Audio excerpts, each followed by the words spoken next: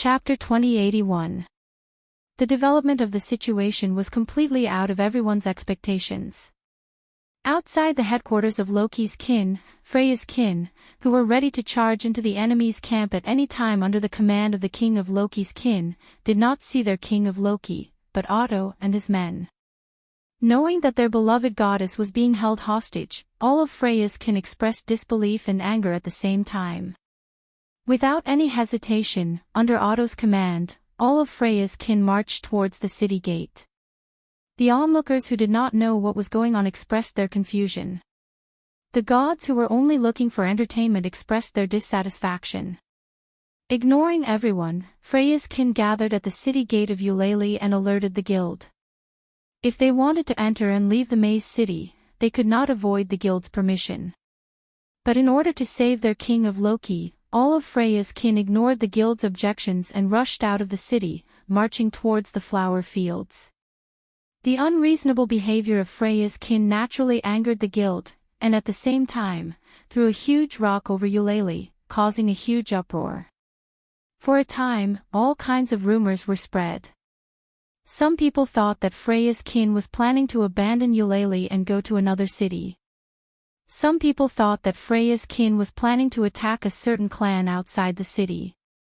Some people thought that Freya's kin had other plans, and must be hiding some extremely important secret. Some people even thought that Freya's kin had obtained a treasure map and were preparing to set off to the place where the treasure was hidden to unearth a windfall. All kinds of speculations were flying around, and in another sense, the whole of Eulalie became unusually lively, just like yesterday. Under such circumstances, many busybodies began to take action. The so-called action was that some of the king of Loki's kin had sent people to secretly sneak out of the maze city and follow Freya's kin. Unfortunately, the guild had already anticipated this situation and set up layers of barriers, causing many of the king of Loki's wishful thinking to die in the womb. Only the two Amazon sisters successfully sneaked up the city wall, avoided all the precautions, and left the city. Just as Finn had expected, without the strength of a level 1 adventurer, it was impossible to fool the guild. And so, Tiona and Tiny snuck out of the labyrinth city, Eulalie, and took a shortcut to the flower fields according to A's description. The early morning breeze carried with it the smell of soil as it blew through the field of sunflowers that were as bright as gold. The sunflowers swayed back and forth in a very pleasant manner. The weather today was not bad. The sun shone down from the sky, illuminating the sunflowers. The sunflowers were full of vitality as they faced the sun in the sky. They looked full of vitality, making people feel relaxed and happy. However, the silence of this beautiful field was soon broken. Phew! With a sharp piercing sound, a stream of light shot out from the other side of the sky like a bright meteor, falling in the direction of the flower field. The whistling wind was getting closer and closer, causing the sunflowers in the flower field to sway even more violently, but none of them were broken. They appeared to be very resilient. Immediately, the stream of light landed in the center of the flower field, revealing the situation inside. Noah, who was holding Freya hostage, slowly descended from the air and stepped on the flower field. Immediately, he released Freya. Feeling Noah let go of her, Freya subconsciously took 2 steps back, then opened her eyes that had been closed because of the extreme speed, and met Noah's deep, dark eyes. Looking at Freya, Noah said faintly, "Stay here for a while. Stay here for the time being and behave yourself. Don't force me to tie you up. You're really heartless." Freya was silent for a moment. Then, as if nothing had happened, she flashed a beautiful smile as usual. "I love you so much, but you're still holding me hostage. You're really breaking my heart. I've said it before, I can't accept your domineering love. You should leave it to someone else." Noah glanced at Freya. "Moreover, your twisted love is only because of your hoarding and possessiveness. Whether it counts as love is still up for debate, goddess." "That's love," Freya said firmly. "If I say it's love, then it's love. Only a goddess like Freya could say such domineering and willful words.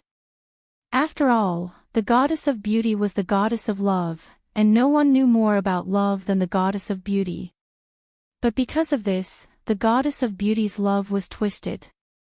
Because, whether it was doting, spoiling, favoring, crazy love, stubborn love, or sick love, all the love in the world would be reflected in the goddess of beauty. Therefore, Freya could say with certainty that she did love Noah. Even if it was love because of her hoarding and possessiveness, it was still love. But, this kind of cruel love, just like what Noah said, he couldn't bear it at all. I really hope that after today, you can still be as stubborn as you are now. Noah curled his lips into a smile, and under Freya's gaze, he raised his hand.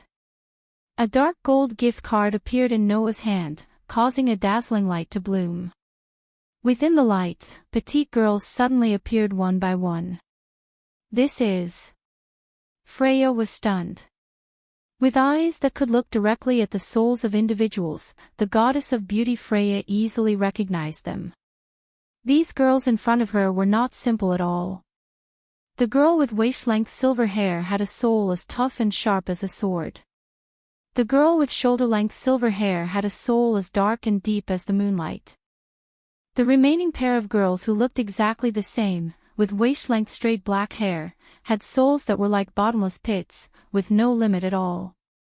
The souls of these 4 petite girls were all extremely dazzling, and although they were still not as bright as Noah's, they were still brighter than any existence Freya had seen so far, except for Noah. Including the gods, it was the same. At the same time, with the eyes that could see through souls and the eyesight unique to gods, Freya also recognized the bodies of the 4 girls in front of her. The silver-haired one is a fairy. The black-haired one is a god. That's right. In this world, Aster and Athena were immortals. As for Orpheus and Lilith, who were the dragon gods, they were naturally the true gods. However, it was precisely because of this that Freya was so surprised. Because, if they were gods, Freya would definitely recognize them. But these 2 young goddesses in front of her, Freya had never even heard of them before. What surprised Freya even more was that in Athena's soul, besides seeing the fairy part, Freya also saw a trace of light that only gods could have in the deepest part of her soul. In addition, Aster's soul light was also somewhat abnormal compared to a real fairy. Freya was really surprised. Looking at Freya like this, Athena's snake eyes flashed slightly, and she smiled sweetly. A pair of eyes that can see through souls. It seems that some of this concubine's secrets have been exposed to your eyes as well, stubborn beauty. Freya was shocked. She could not help but be shocked. Under the gaze of Athena's snake-like eyes, Freya actually had the feeling that the depths of her soul were being seen through. That feeling told Freya everything. The girl with shoulder-length silver hair in front of her was indeed not an ordinary fairy. Moreover, beside Athena, Orpheus and Lilith were also looking at Freya. Although their faces were expressionless, Freya had the feeling that she was being stared at by an incredible existence, and she was completely frozen in place. Under such circumstances, Orpheus and Lilith finally spoke up. Goddess of beauty. Orpheus stared straight at Freya as if he was interested in her. A god I've never seen before. A god I've never seen before, a god I've never seen before. Lilith put her nose close to Freya's body and sniffed.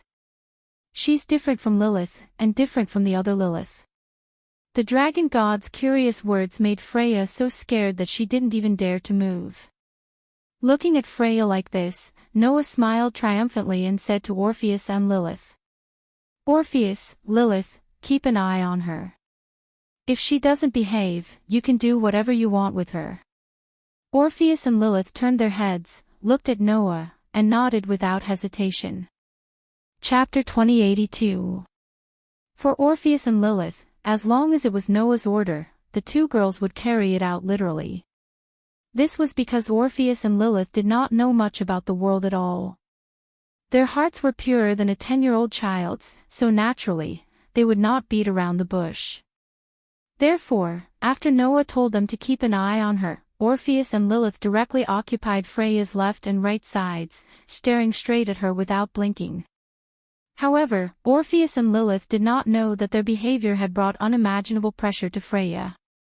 In the world of Demon High School, Orpheus and Lilith were absolutely at the top even among the gods. Even Shiva, who was known as the god of destruction, could only admit his inferiority when facing Orpheus and Lilith. With half of the power of the infinite dragon god at his peak, Orpheus and Lilith's power was between 3 and 4 digits, which was much, much stronger than the other gods. In this world, the gods had sealed their divine power, but their eyesight was still there. Therefore, Freya was very clear that the two seemingly innocent young girls in front of her were probably at a higher level than her in terms of the gods. Freya felt as if she was being stared at by something incredible. Her usual calmness and elegance vanished without a trace. With a strong sense of uneasiness, she froze in place under Orpheus and Lilith's overly direct gazes. In this regard, Noah kindly reminded her. Don't even think about using your charm on Orpheus and Lilith. These two children are too pure and can't understand the feeling of being moved by beauty. So, even if you use your charm, it won't work on these two children. After saying this, Noah did not look at Freya's reaction and turned to Orpheus and Lilith. Both of you also remember to restrain yourself and don't use your power casually, okay? Both Orpheus and Lilith nodded, but their gazes did not leave Freya. They continued to follow Noah's instructions and watched Freya closely. This made Noah feel more at ease. After all, Orpheus and Lilith were gods. If they used their powers, it was unknown if they would be like the gods of this world, who would be thought to have used divine power and be sent to heaven. Therefore, Noah had never used his divine power in this world before, and had only transformed some divine power in his body. He also did not summon Orpheus and Lilith from the card of gifts to prevent this from happening. Of course, even if Orpheus and Lilith didn't use their powers, as dragons, the physical abilities of the two girls were also quite astonishing. With her charm ineffective and her divine power sealed, it was almost impossible for Freya to escape from Orpheus and Lilith. Thus, Noah turned around and walked past the flower field. He came to the edge of the cliff and looked into the distance. The labyrinth city, Eulalia, was like a city of steel under the sunlight, giving off a heavy feeling. Noah seemed to be able to see the chaos that was going on and the corners of his mouth lifted slightly. At this time, Ashtar and Athena also came to Noah's left and right. Master. Ashtar raised his head and looked at Noah as he spoke. What are you planning to do? Can't you tell? Noah smiled slightly. I'm planning to play a game with Freya's clan. There's no need for that, right? Athena said so. If you just want to get rid of that paranoid beauty, can't you just send her back to heaven? But Freya and Ishtar are different. Noah shook his head. Ishtar's rule of terror among her clan is that of a reign of terror. Those who are obedient are left alone, and those who are disobedient are all captured by charm. No one wants to avenge her at all. Even if they are sent back to heaven, no one in Ishtar's clan will want to avenge her. But Freya is different. Noah narrowed his eyes. Among Freya's clan, this beauty has an unusual prestige. All of the clan members respect and love this goddess from the bottom of their hearts. If I send her back to heaven, not only will the situation not improve, but it will also cause Freya's clan members to collectively go berserk. The trouble will not decrease but increase instead. If that's the case, it's better not to do it. That's true. Athena nodded. But if you don't send that beauty back to heaven, I don't think she will give up on you so easily. Although Athena had only seen Freya once until today, with her eyesight, how could she not understand how serious Freya's obsession with Noah was? This was a goddess who would go crazy for twisted love. The beauty who only pursued the glory of the soul and did not see anything else in her eyes was willing to go against the guild for Noah's dazzling soul. Naturally, she would not give up on Noah just because of a little setback. Therefore, even if Noah killed all of Freya's clan members here, this goddess would still not give up. Of course, Freya would not pester Noah relentlessly.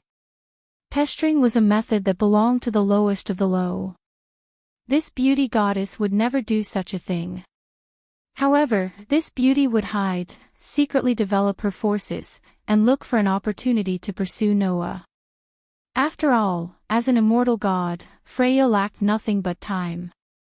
Since that was the case, waiting for this beauty was also a kind of enjoyment, right? It was impossible that Noah did not understand this. But it was also because of this that Noah smiled. That's right, for a goddess, the one thing she does not lack the most is time. That love-struck fool did not make a move on me previously because she was not in a hurry. It was only when the distance between me and AIC became a little closer that she came to provoke me out of jealousy. I wanted to take advantage of this to set a trap. A trap. Athena was suddenly curious. What kind of trap? The most difficult thing in the world to obtain is not the thing that is the furthest away from you, but the thing that is undoubtedly right in front of you, but you can't touch it no matter what. Noah suddenly smiled. Since that beauty wants me so much, I might as well give her a chance to have me, but she will never be able to realize it. A chance to have you, but she will never be able to realize it. Athena raised her eyebrows, as if she suddenly thought of something and laughed. So that's how it is. You're not targeting the beauty goddess Freya, but the beauty goddess Kin. That's it. Noah shrugged and patted Aster's head, who was quietly listening to him. In order to achieve my goal, I might have to be a little more serious today. When the time comes, I'll have to ask you to make an appearance, okay? Yes. Aster answered without hesitation. I am Master's sword, everything will be as Master wishes. Then let me enjoy a little. Athena, on the other hand, revealed a cheerful smile. It was a smile that only the goddess of war would have. After all, this is a rare opportunity. Noah smiled and nodded. He raised his eyes and continued to look in the direction of Eulalie. The preparations for a good show are ready, only the important actors are left. The curtain of night slowly began to descend. Tonight, there were no stars in the sky, only a crescent moon that sat in the center, emitting a gentle moonlight. Under the illumination of the moonlight, the magic stone lamps in the labyrinth city of Eulalie were like stars, embellishing the land of the city and brightening Eulalie. The lights from the city and the moonlight in the sky merged together, making this place not lack of light. And at the end of the moonlight and the lights, an army was marching towards the east of the city. The army called the clan members were fully armed, and each of them held a weapon in their hands.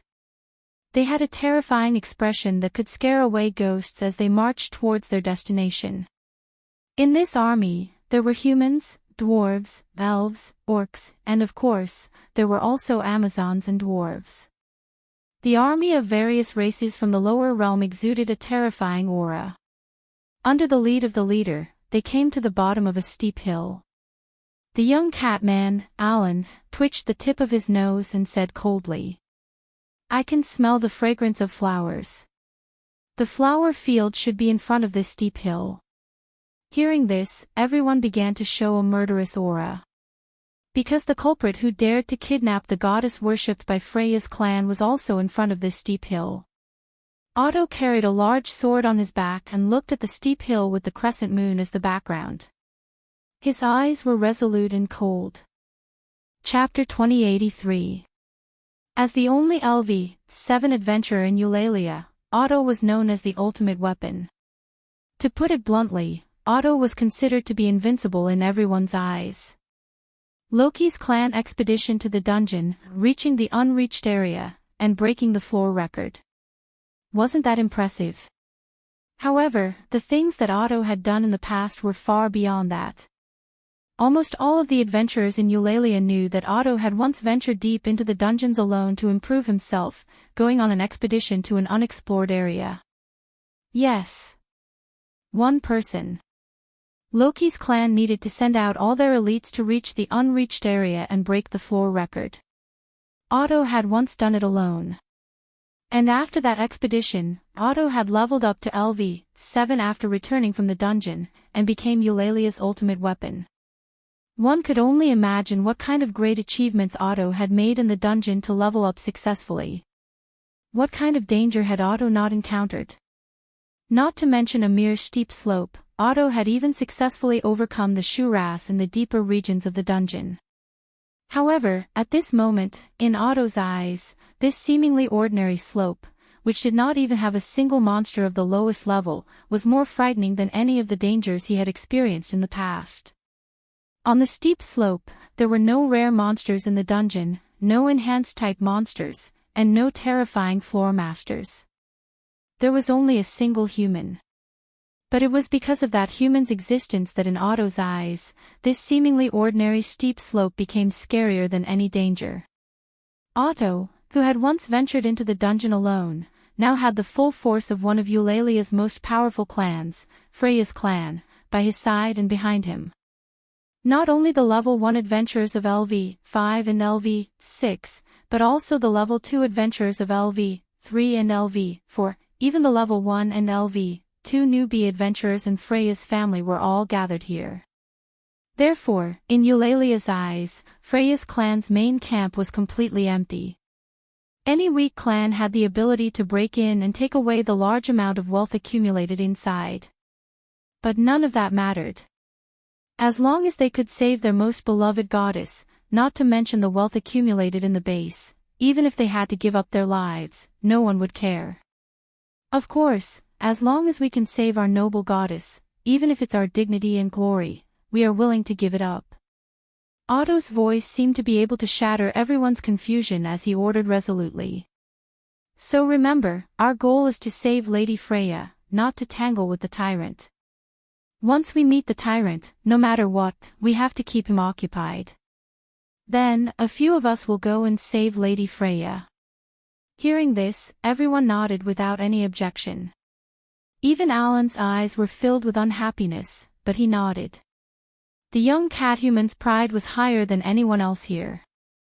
Asking the young wercat to harass an opponent that he couldn't defeat was even worse than asking him to die.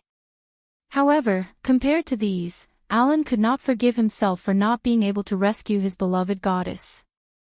Compared to the safety of his beloved Lady Freya, whether it was his pride or his own life, Alan could give it all up.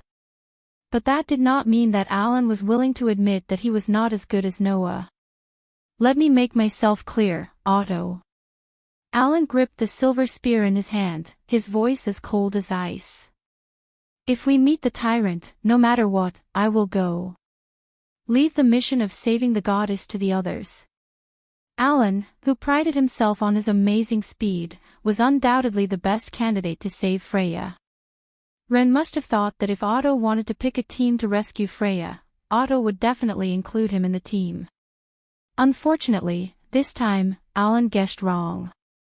I will leave the mission of saving Lady Freya to a 3-man team of LV1, Otto said. The rest of our forces must be invested in the battle against Noah Dole, or else we have no chance of winning.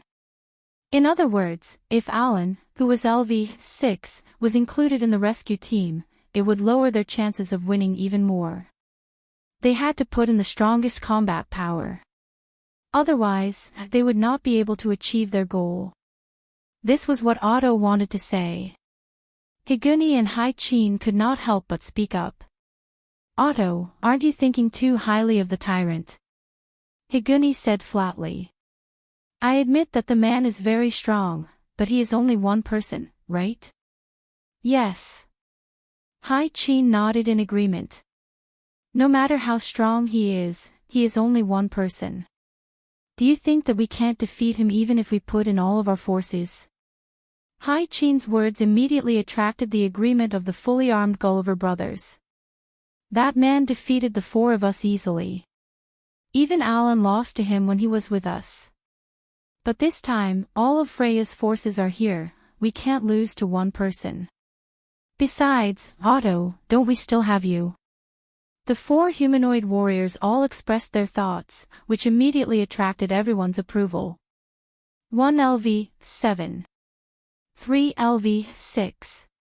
4 LV, 5. With a large number of LV, 1 to LV, for adventurers, this level of force was more than enough to conquer a kingdom. Even if they were to conquer the entire continent, they would be invincible. If that was the case, who would believe that a mere human would be able to contend against such a force? That's just a person after all, not an omnipotent god. Alan concluded with such a disdainful remark. Are you scared out of your wits? Otto. Alan's disdainful words were met with Otto's silence. At this time, Otto's mind was filled with the terrifying magic that Noah used to destroy an entire city during the war game. Otto only had one thought. Would Freya's family be able to block that spell? If he couldn't, then how could he win? Of course, Otto did not say this out loud. Even though he considered himself as a warrior, Otto was still the leader of a clan. How could he do something that would boost the morale of others and diminish his own? It would definitely affect morale. That was why Otto did not say anything and directly gave the order. The 3 people I named, sneak up from the other side of the steep slope and find a chance to save Lady Freya. Hearing Otto's order, the crowd was slightly dissatisfied, but they did not say anything else. Unfortunately, it was a little too late to sneak in from the back. There's no need to go through so much trouble. When such a voice reverberated through the world like a sound wave, the atmosphere and the entire space instantly froze. With Otto as the leader, all the adventurers of Freya's clan were shocked. They raised their heads and looked up the steep slope. In the next second, everyone saw it. A figure, with his back to the crescent moon in the sky, walked down the steep slope step by step.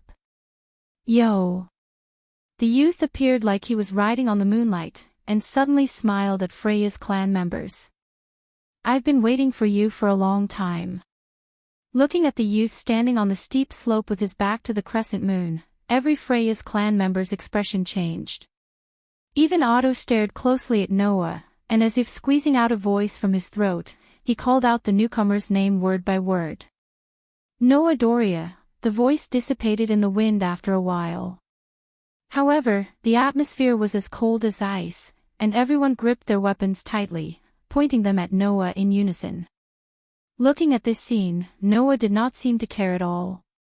His gaze swept across every member of Freya's clan. Is this the full strength of Freya's clan, one of Eulalia's strongest clans? Noah's gaze swept across everyone, and finally stopped on Otto and smiled. Looks like we're going to have fun today. This one sentence stunned all the members of Freya's clan who were intimidated by Noah's sudden appearance, and then they all became angry. Fun. In other words, the full strength of Freya's clan members was just a game to Noah. Unforgivable. Chapter 2084. As if they had been provoked, Freya's clan members were all enraged at this moment. Noah Dole. Alan raised the silver spear in his hand and pointed it at Noah, who was standing on top of the slope, as he questioned loudly. Where did you take Lady Freya? I didn't take her anywhere. It's at the end of this steep slope. There's a field full of sunflowers. The environment is not bad. Yesterday, I had an appointment with a little princess there. I even asked the 2 children who have formed a contract with me to take care of her. I won't neglect her. Noah's tone was relaxed. All you have to do is follow this path and you'll see your beloved goddess. What do you think? Simple, isn't it? Yes, it is. Higuni laughed coldly. But will you obediently make way for us? Who knows? Noah said with a half-smile. I'm not asking you to defeat me. As long as you can pass through here, I won't chase after you. Can I take it that way? Hai Chin looked straight at Noah. In your opinion, there are so many of us here, but none of us can pass through. Are you trying to hint at us like that? Do you think I'm looking down on you?" Noah's lips curled up. "Then why don't you come and prove it?" Noah's insufferably arrogant words and attitude infuriated Freya's clan members one after another. As one of the two strongest clans in Yrli's clan, they had never been looked down upon like this before. Did this man really think he could defeat all of Freya's clan by himself? Alan was so irritated that even his hair stood on end, and his voice was full of anger. "Do you think we're as useless as Apollo's clan? Didn't I tell you?" Noah shook his head with a smile. He raised his hand and made a provocative gesture. "Why don't you come and prove it?" In an instant, the fuse in the hearts of Freya's clan members was ignited. "How arrogant! Do you really think you have nothing to fear in this world after committing the taboo of killing a god? You'll pay the price. Let's see how long you can keep your mouth shut." The Gulliver brothers shouted one by one. Everyone was provoked to the point where they almost lost their minds. Only Otto was able to maintain his composure. Looking at Noah, who had a half-smile on his face, Oda raised his hand. Following Oda's action, all of Freya's family members shut their mouths and stopped talking. They glared at Noah with eyes burning with rage. Under such circumstances, Oda spoke in a deep voice. "Noah Dole, return our noble goddess to us." The entire place fell silent. The relaxed smile on Noah's face faded bit by bit, replaced by an extremely calm expression. However, in the next moment, Noah's words were like a bomb thrown into the calm space, exploding a taut string. "Do you think I want to keep that idiot? Are you the only ones who would treat a goddess who only has a superficial appearance as a treasure? Idiot!" As soon as he finished speaking, Otto's calm expression twisted. "Oh!" A thunderous roar suddenly rang out. A terrifying killing intent surged from Otto's body. Just like the calm before the storm, all of Otto's previous calmness was annihilated. All that was left was the impact of emotions, and his heart was in a frenzy. Otto could tolerate anything, but there was one thing he could not tolerate. That was an insult to the goddess of beauty. Once upon a time, when he first met Freya, Otto had attacked Noah because of his disrespect to the beauty. Now, Otto had once again abandoned his rationality. Bang! In the midst of an explosive sound, the adventurer who had been given the title of Fierce One crushed the ground under his feet, creating a shockwave. Under the vibration of the strong wind, he fiercely rushed in the direction of Noah. Clang! Otto pulled out a large and sharp blade from his back and gripped it tightly in his hand. Whoosh! A sharp sound pierced through the air, causing his towering body to shoot out like a cannonball. In the next instant, Otto had rushed in front of Noah. His eyes were crimson red, and his right hand was raised high. His muscles bulged to the point that even his veins were bulging. He aimed his weapon at the human youth in front of him without hesitation. In an instant, a cold arc of light and a sharp sword aura scraped against Noah's face, illuminating his deep, pitch-black eyes. Noah's expression didn't change as he stared at the furious Otto swinging his blade at him. Instead, his voice rang out clearly. "That's why I said you're an idiot." A phosphorescent energy suddenly surged from Noah's body. Cold Queen of Steel, the holy sword that slays demons and demons, become a sword of steel, and bestow upon me divine power. A mysterious and unfamiliar elven incantation spilled out from Noah's mouth, causing the elven mark on the back of Noah's hand to emit a dazzling light. In response to the call of the contract, a young elven girl with waist-length straight silver hair appeared out of thin air. She raised a pair of purplish eyes, and raised a small hand towards the large blade that was swinging down. Then, something unbelievable happened. Clang! Amidst the sound of steel being ravaged by force, the razor-sharp broadsword in Otter's hand suddenly twisted without any apparent reason. It was as though an invisible hand had forcefully crushed it into a ball, turning the blade into an unbearable sight. Otto's expression abruptly changed. At this time, Noah was still chanting the incantation. Divine starlight, lightning of salvation, wisdom of the goddess, indestructible steel, sword, appear in my hand. The elven mark on the back of Noah's hand shone brightly. Thus, the young girl with shoulder-length silver hair similarly burst forth from within the radiance. Her bewitching snake-like eyes immediately focused on Otto's body. Just like the former, she raised a hand, but this time, it was aimed towards Otto's chest. Beep, beep, beep, a streak of lightning flashed. Not even giving Oda a chance to react, a bolt of lightning of salvation erupted and exploded on Oda's chest. Bang! Amidst the explosion, resplendent lightning flashed in all directions, causing Otto to groan as if he was struck by lightning and was sent flying. Otto! The level 1 adventurers of Freya's family all stood up in shock. A few of them quickly rushed forward and caught Otto, who was sent flying backwards, preventing him from ending up like a rolling gourd. However, when everyone saw the scene on Oda's chest, everyone's pupils shrank. The armor on Otto's chest had long been shattered, and even the clothes in front of his body had been blasted apart, revealing his burly physique. However, Otto's chest, which was as hard as a rock, was now festering as if the skin on it had been burned away. Cough, cough. Otto could not help but cough a few times, blood dripping from the corner of his mouth. Seeing this scene, everyone's heart trembled. On the other hand, Noah's side raised their eyebrows and began a discussion. Only this degree of injury? Alice questioned her companion with an expressionless face. You have been too merciful, divine sword elf. I have indeed been merciful. The power of the lightning of salvation had been suppressed to its limit. Athena replied calmly. But even if the power was adjusted, the lightning of salvation would still be enough to cause any human in this world to faint. I did not expect it to only cause such a degree of injury. It's not your fault. It should be related to Otto's own ability. Noah shook his head.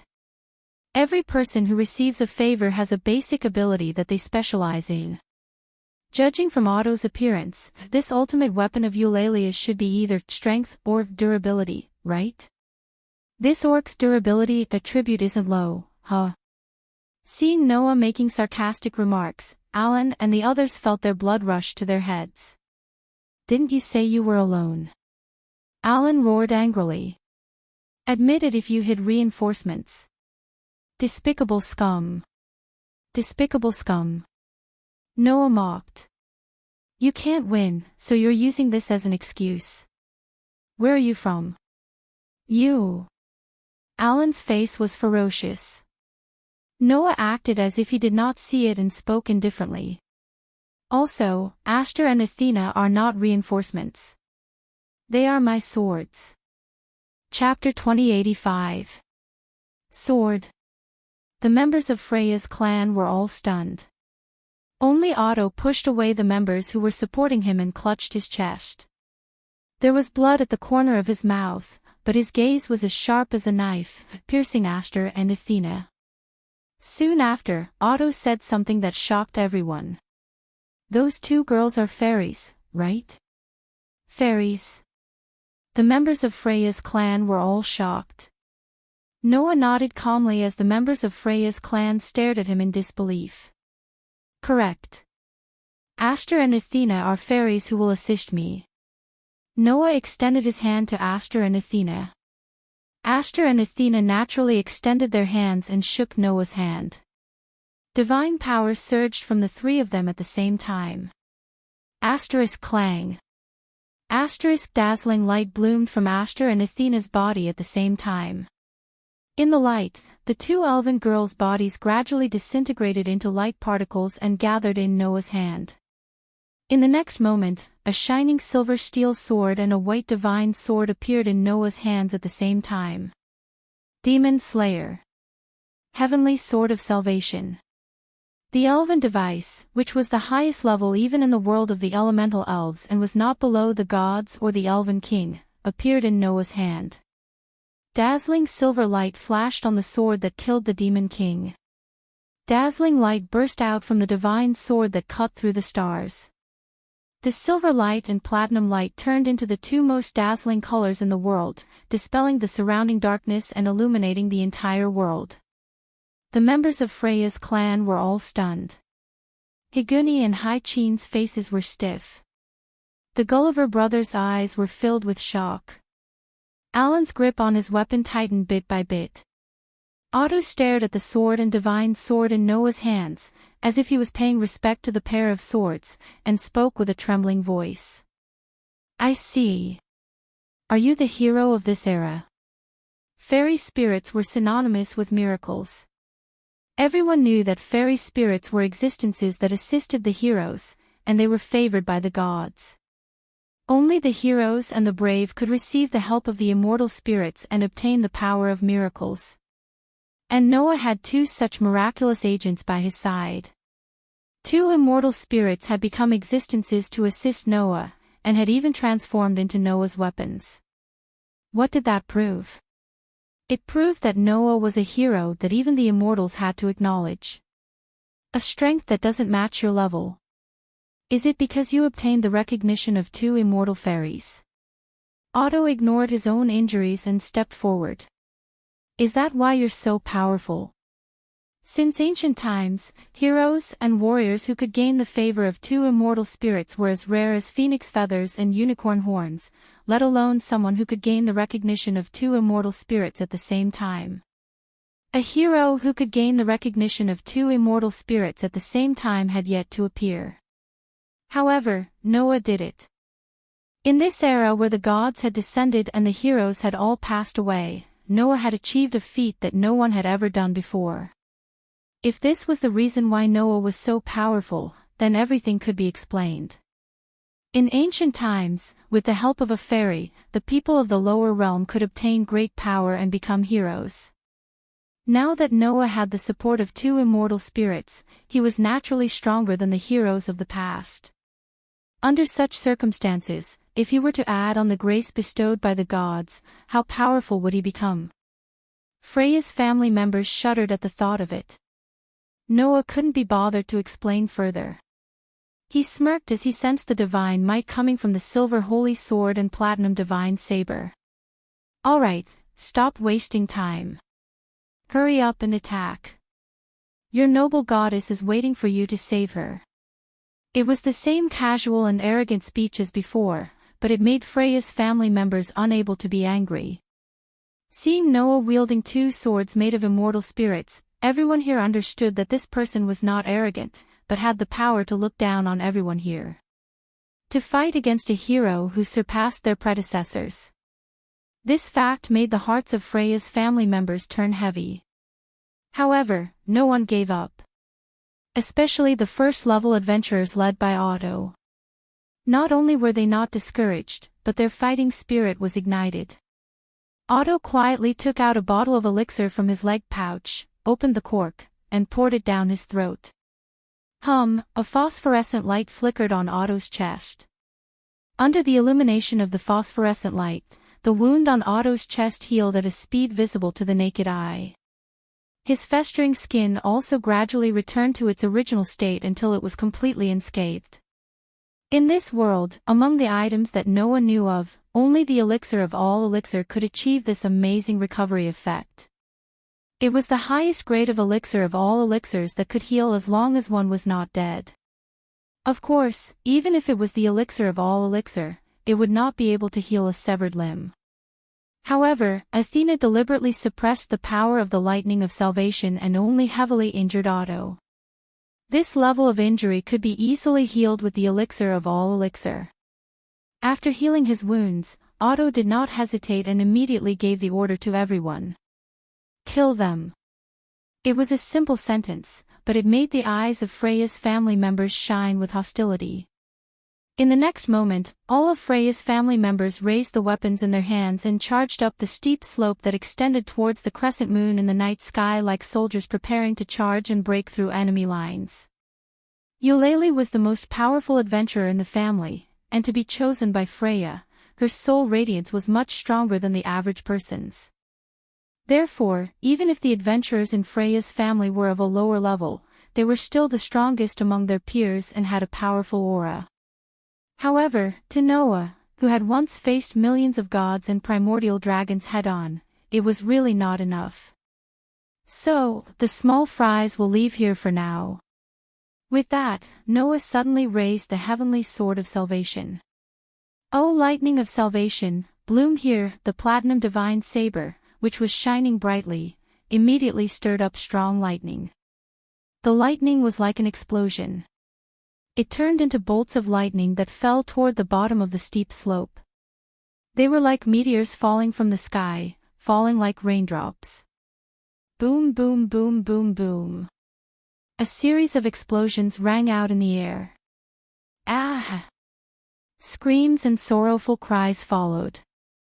Bolts of lightning fell from the sky and landed on the steep slope one after another, exploding the ground and setting off a shockwave. Freya's family adventurers who were charging forward were blown away like large pieces of trash. Suddenly, Freya's family adventurers screamed in sorrowful cries one after another as they were blown away by the terrifying lightning. The scene was like an army that had stepped on a landmine, and it became chaotic all of a sudden. The low-level adventurers who had only reached LV-1 and LV-2 were almost all defeated by the lightning. They either fell to the ground or hit the rocks, groaning in pain.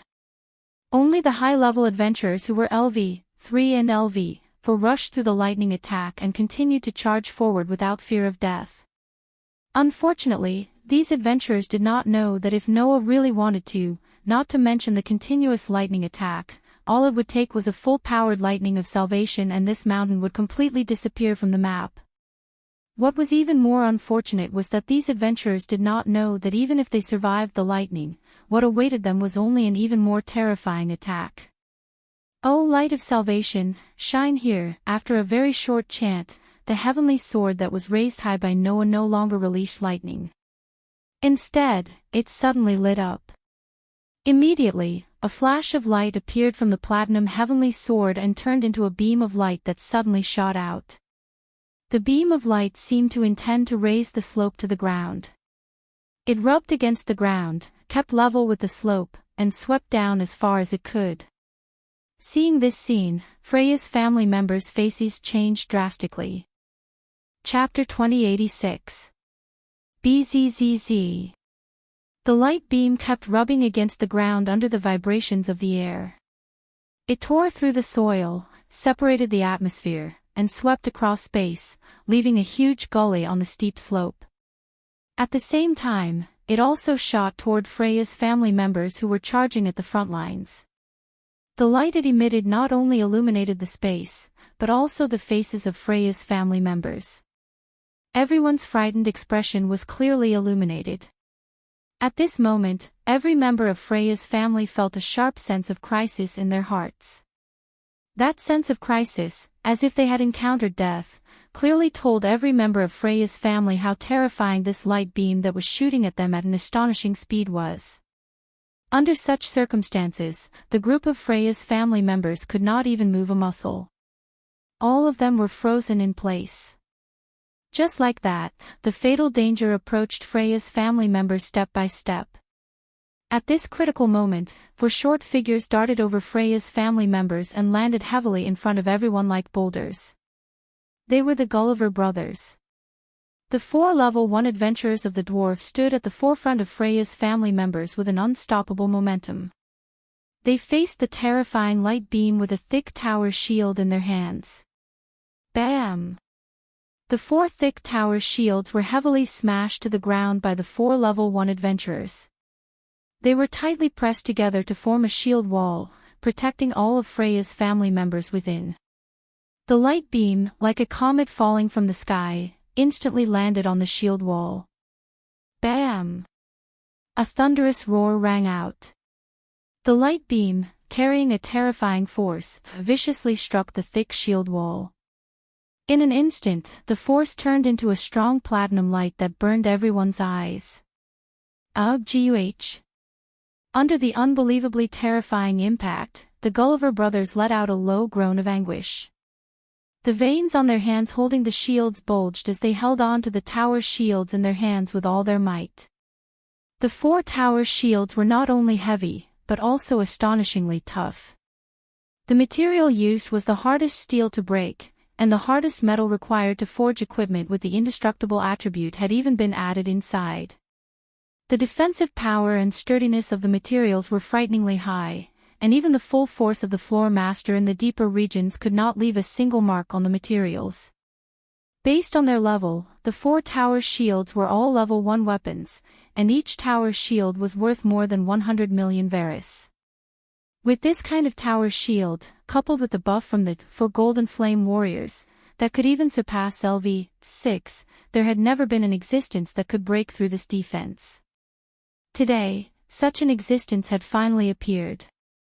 Although Noah had reduced the power of the divine sword to avoid flattening the entire mountain and causing Freya, Orpheus, and Lilith who were in the flower field on the mountain to be caught in it, it was still a strike from the divine sword. The light of salvation could even sever a star. Even if most of its power was suppressed, the amount of divine power provided by Noah was not much. But how could a few shields defend against it?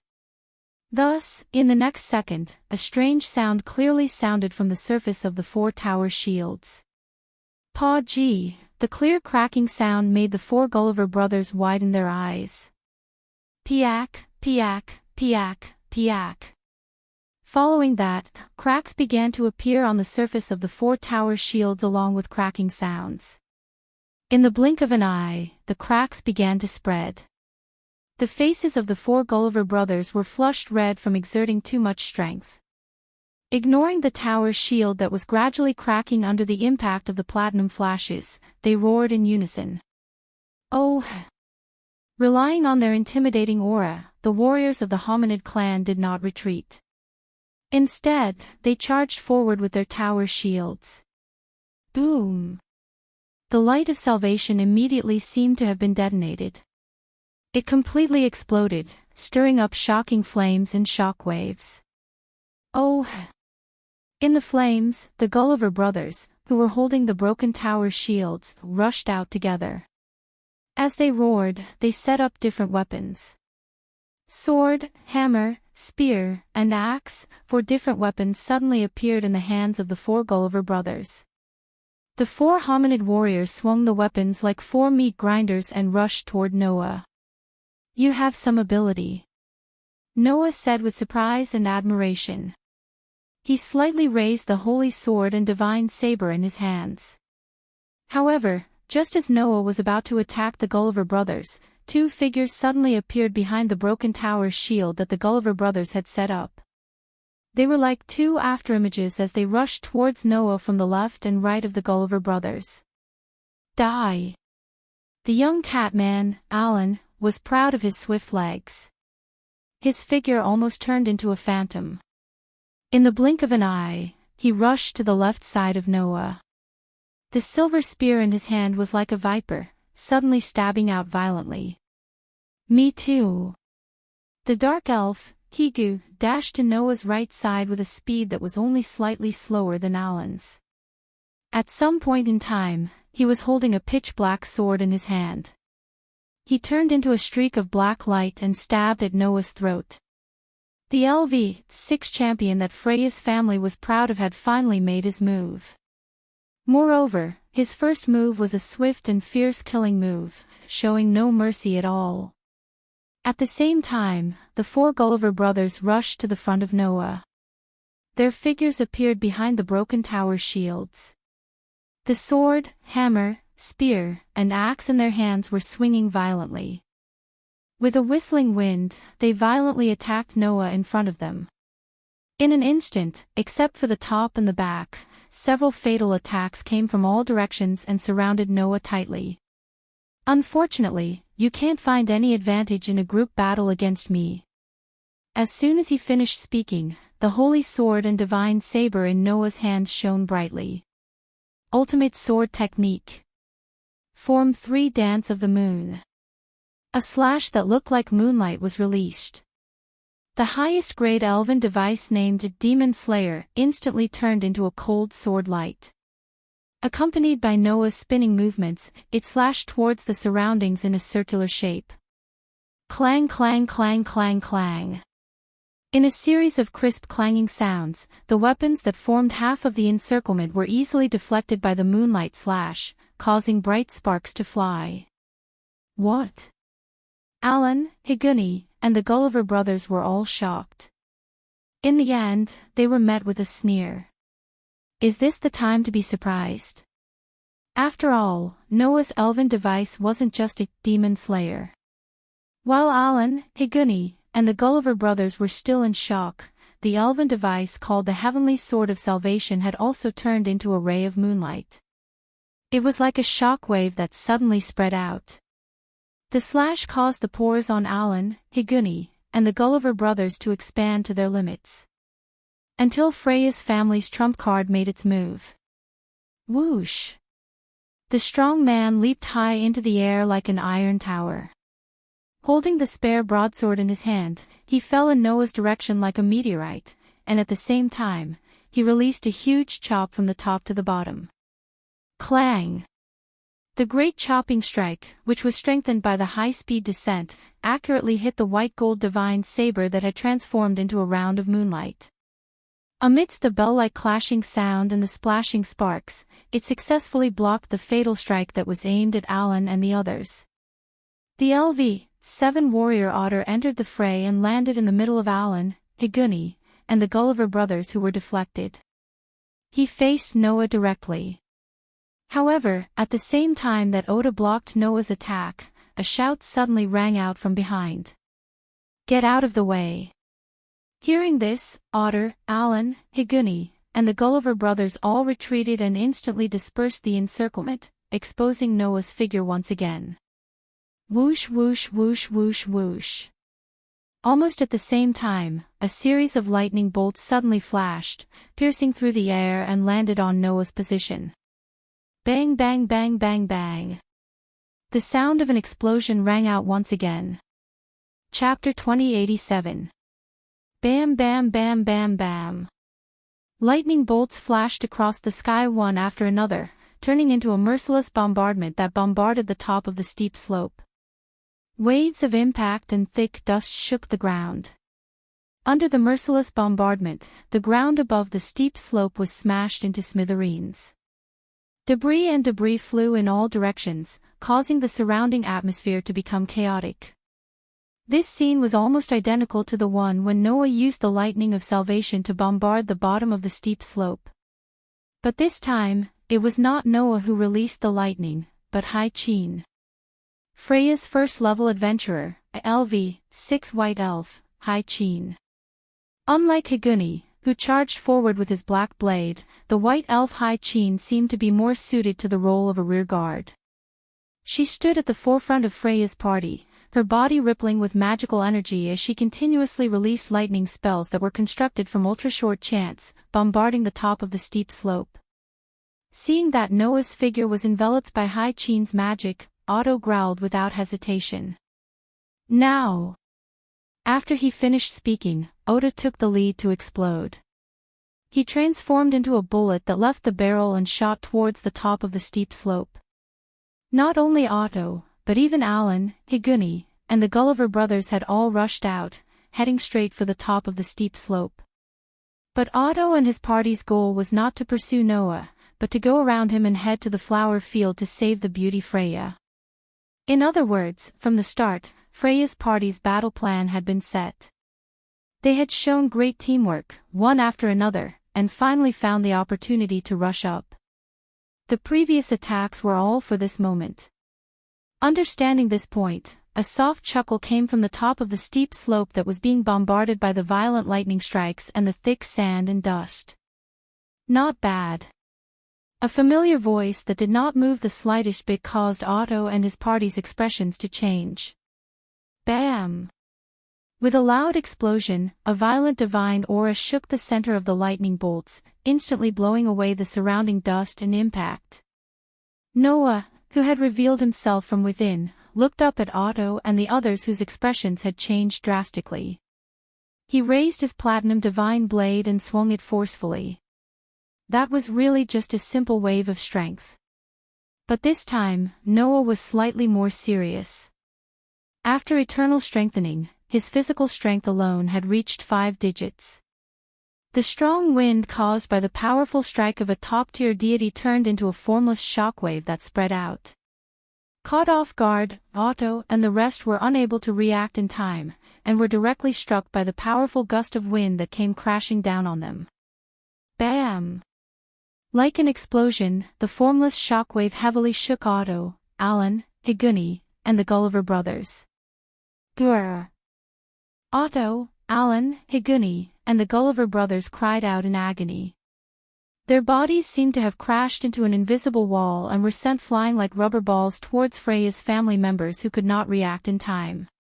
In an instant, the adventurers of Freya's family were knocked down by Otto and his party who were sent flying backwards. Cries of surprise rang through the night sky. Damn it! Hai-Chin could not help but grit her teeth and hurriedly chanted an incantation.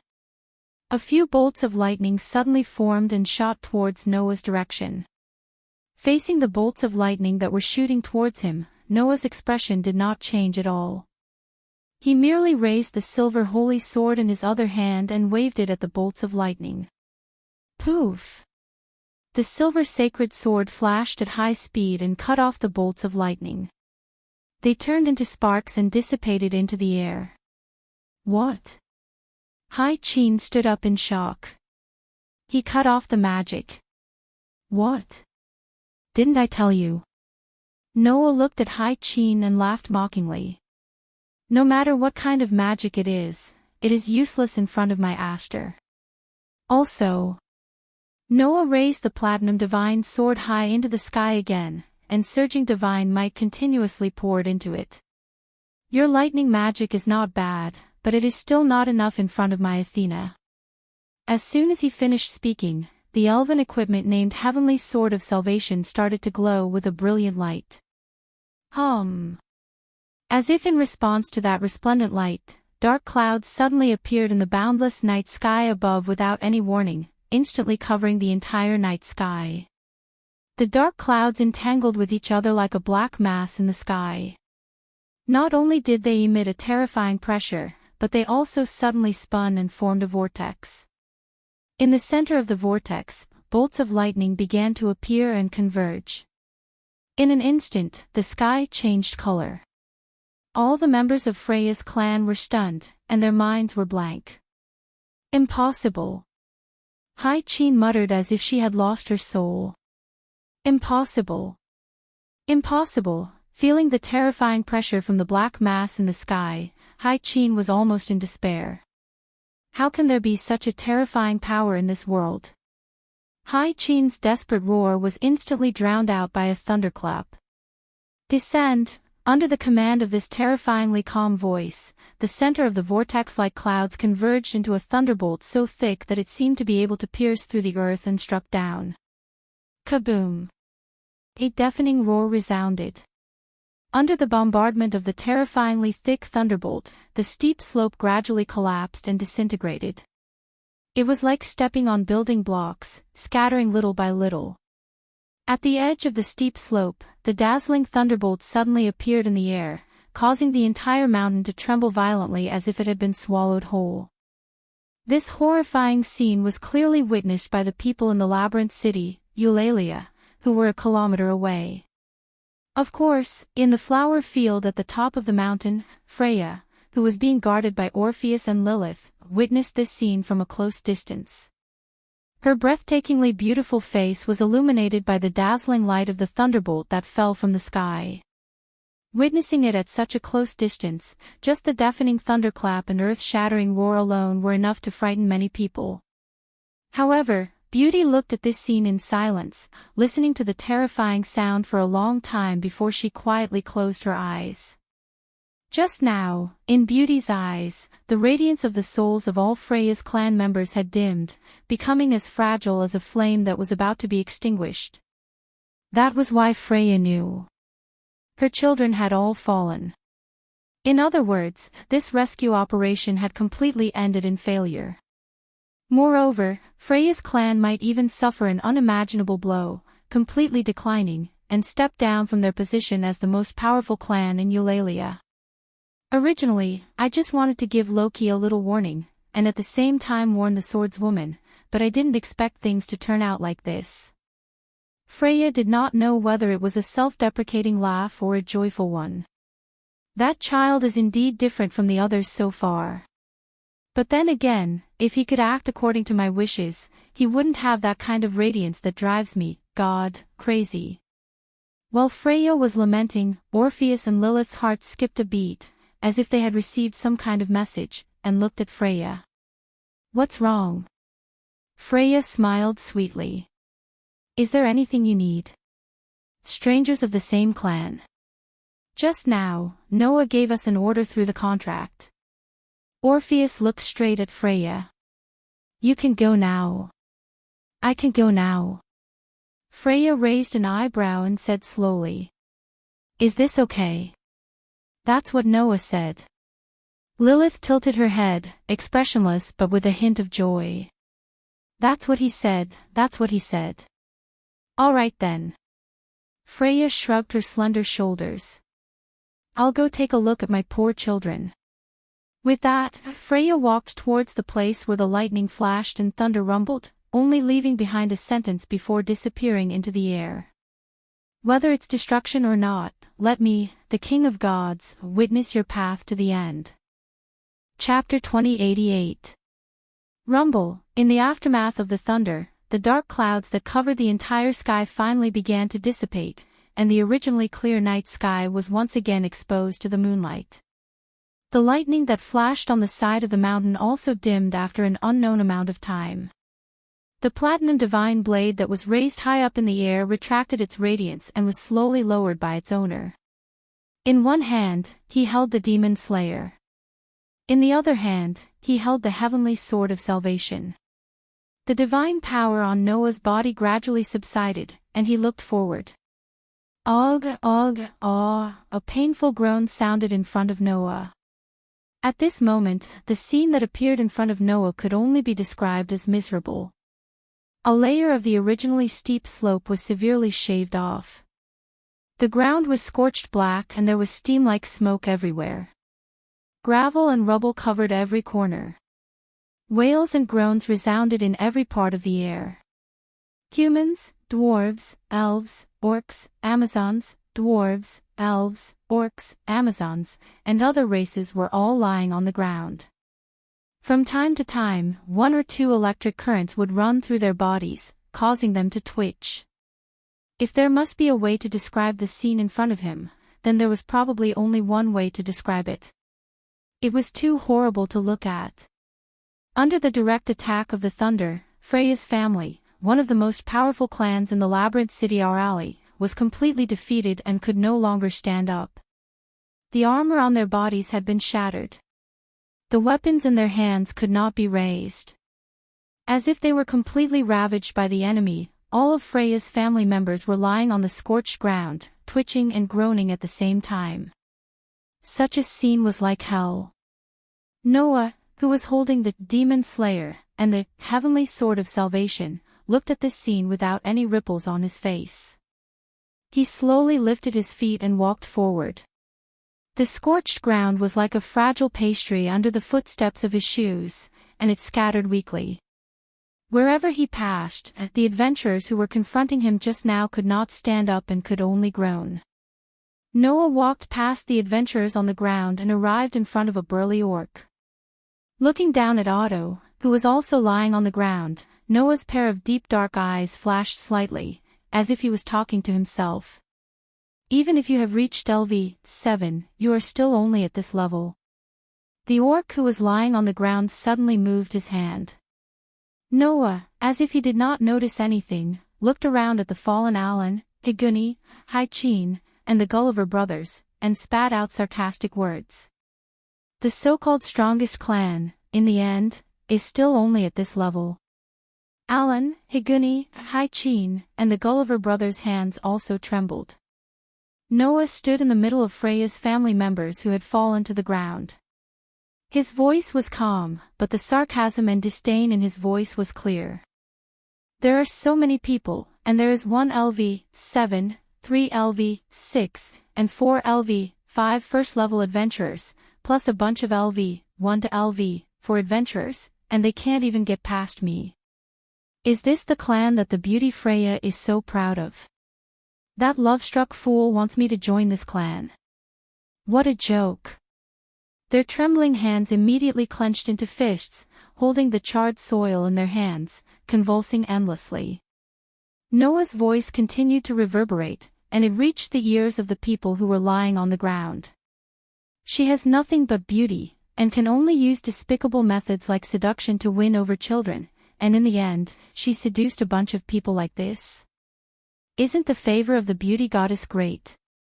Shouldn't the person who receives this favor feel honored? Don't you guys always say that your goddess is noble? In the end, you people who receive the so-called favor of the beauty goddess are only at this level, and you can't even save the people you love. Sure enough, favor can't feed you, and it can't make you stronger. Noah laughed and shook his head.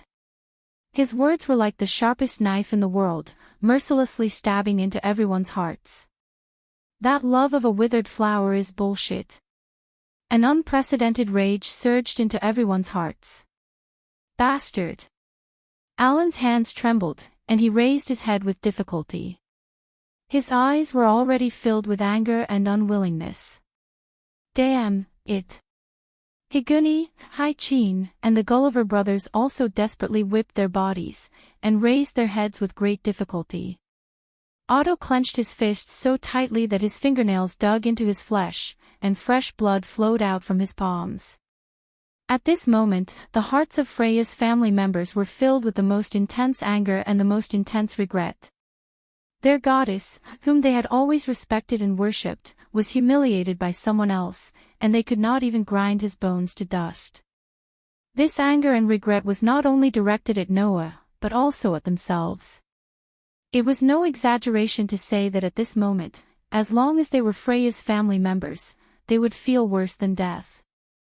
If not for the fact that they could not move, they would have charged at Noah a long time ago. Unfortunately, they were powerless.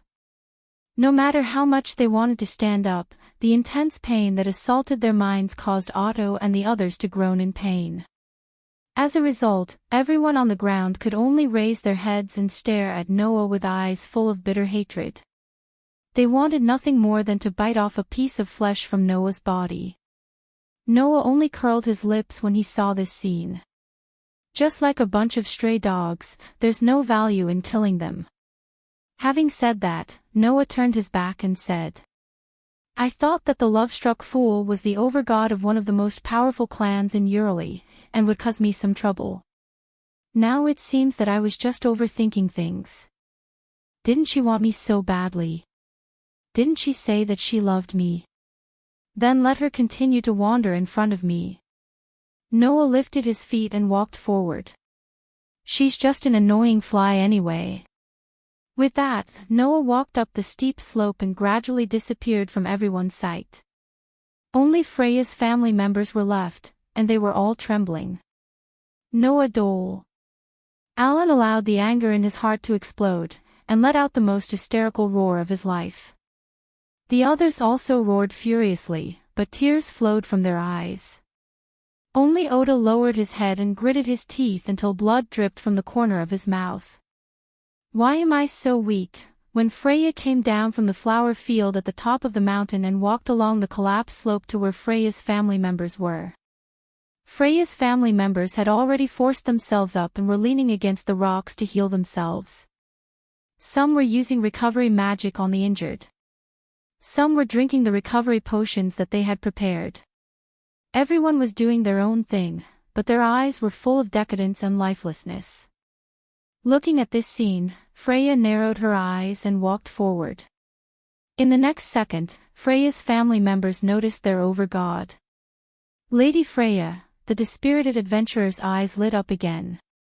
That look in his eyes was like that of a lost child who had found his parents. With Oda at the lead, Freya's first-level adventurer stepped forward and knelt in front of Freya. Lady Freya, you've been frightened. Indeed, I've encountered many surprising things. Freya crouched down and caressed Odia's face. She looked into his eyes and spoke softly. However, you all seem to have suffered even more than me. Everyone was silent. Lady Freya, Oda said in a low voice. Where's Noah Dole? He left, Freya said flatly. I was spared. It seems that in their eyes, I'm not even worth being sent back to the heavens. Her words reminded Oda and the others of Noah's scornful and sarcastic words. They all bit their lips. The helplessness of not being able to save their overgod with their own hands filled everyone's hearts. Oda was silent for a moment before he raised his head and looked directly at Freya. Do you still love that man? Chapter 2089. Are you still in love with that man? Otto's words caused the atmosphere in the room to become heavy. At this moment, all of Freya's family members were looking at their beloved goddess with an unprecedented seriousness in their eyes. Under everyone's gazes, Freya smiled sweetly as if she could read everyone's thoughts. I see hatred and rejection in your eyes. I'm sure that today's events have made you all hostile towards that child. If that was the case, then as a qualified overgod, Freya had to give up on Noah. Because if Freya still wanted to get Noah and let Noah join her clan, then all of Freya's clan who saw Noah as an enemy would have a grudge against him. In this way, even if Freya's clansmen were intimidated by their overgod's command and their love for Freya, and reluctantly joined the same clan as their enemy, it would still sow seeds of discord in the clan and cause the clan to collapse. If she was a qualified overgod, then she could not bury such a bomb in her clan and cause the clan to collapse. However, Freya said this to everyone. I love that child, and if I have to add weight to this love, then even if all of you added together, you still wouldn't be as heavy as him. The cruel words made the hearts of Freya's clansmen tremble.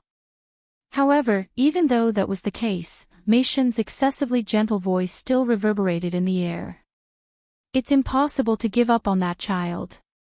Pursuing the radiance of that child's soul is the thing that I desire the most to do. There is nothing that can surpass this desire, he said. Even if it's a clan. Even if it's all of you. Her resolute words made everyone in Freya's clan fall into silence. For these clan members who loved Freya deeply, Freya's words were even more painful than Noah's. But even so, none of Freya's clan members were disappointed in their beloved goddess. Because no matter how uncomfortable they felt, it still could not overshadow the love and loyalty of Freya's clan members to their overgod. But at the same time, everyone in Freya's clan remembered Noah's words. Anyway, it's just an annoying fly. Yes. An annoying fly. For Noah, who was so powerful that he could ignore all of Freya's clan members, if Freya, who had no means of threatening him, continued to pester him, what was she if not an annoying fly? At this thought, everyone clenched their fists, their emotions burning in their hearts. For Freya, even if Noah looked down on her, or even treated her as a fly, it was nothing, right? There was nothing else in the eyes of this beautiful goddess. She could only see Noah's sparkling soul. As long as he could pursue that glory, it didn't matter what Noah thought of him or what he did to the children of his clan. This was the distortion of Freya's emotions. In order to pursue the radiance of the soul, nothing else mattered. If Noah did not have the radiance of his soul, then Freya would not be so attached to the man she once loved, right? Therefore, Freya did not love Noah, but the radiance in Noah's soul. But even if Freya did not care about how Noah looked at her, it did not mean that the people here would tolerate Noah treating Freya like a fly. Thus, everyone had the same thought. Stop it. They must stop their goddess from pestering Noah. He couldn't allow his beloved goddess to be insulted by Noah again. Apart from that, everyone's heart was also burning with the desire to fight against Noah. Their beloved goddess must not be humiliated, and they must not be looked down upon by that man. With this thought in mind, Otto was the first to raise his head and look at Freya. "I understand, Lady Freya," Otto said. "If that is the case, please leave this matter to us." "Leave it to you?" Freya raised an eyebrow and looked at Otto. "What do you mean?" "Lady Freya wants that man, right?" Otto met Freya's gaze and spoke without hesitation. "Then let us bring that man to you, Lady Freya. You don't have to worry about this anymore." "That's right." That was Otto's idea. Since their beloved goddess wanted Noah, then they would bring that man to Freya. This way, not only would he be able to clear his name, but he would also be able to prevent Freya from being humiliated. If he succeeded, he would be able to vent his anger, and when Noah joined Freya's clan tribe, the hostility towards him would not be so serious, which would eventually lead to an explosive factor being buried in the clan tribe. Who would not want to kill 3 birds with 1 stone? I know that currently, we are not that man's match. We do not have the right to say such words. Otto closed his eyes. But in order to fulfill the great wish given to us by our goddess, we are willing to become stronger. We will become stronger than that man, so strong that we can bring him to you.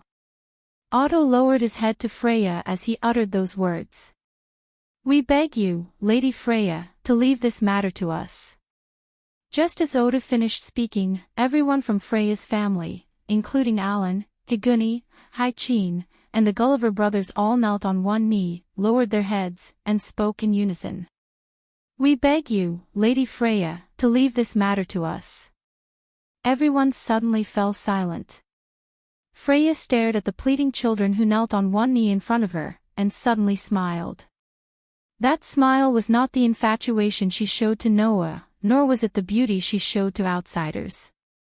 It was a smile full of joy.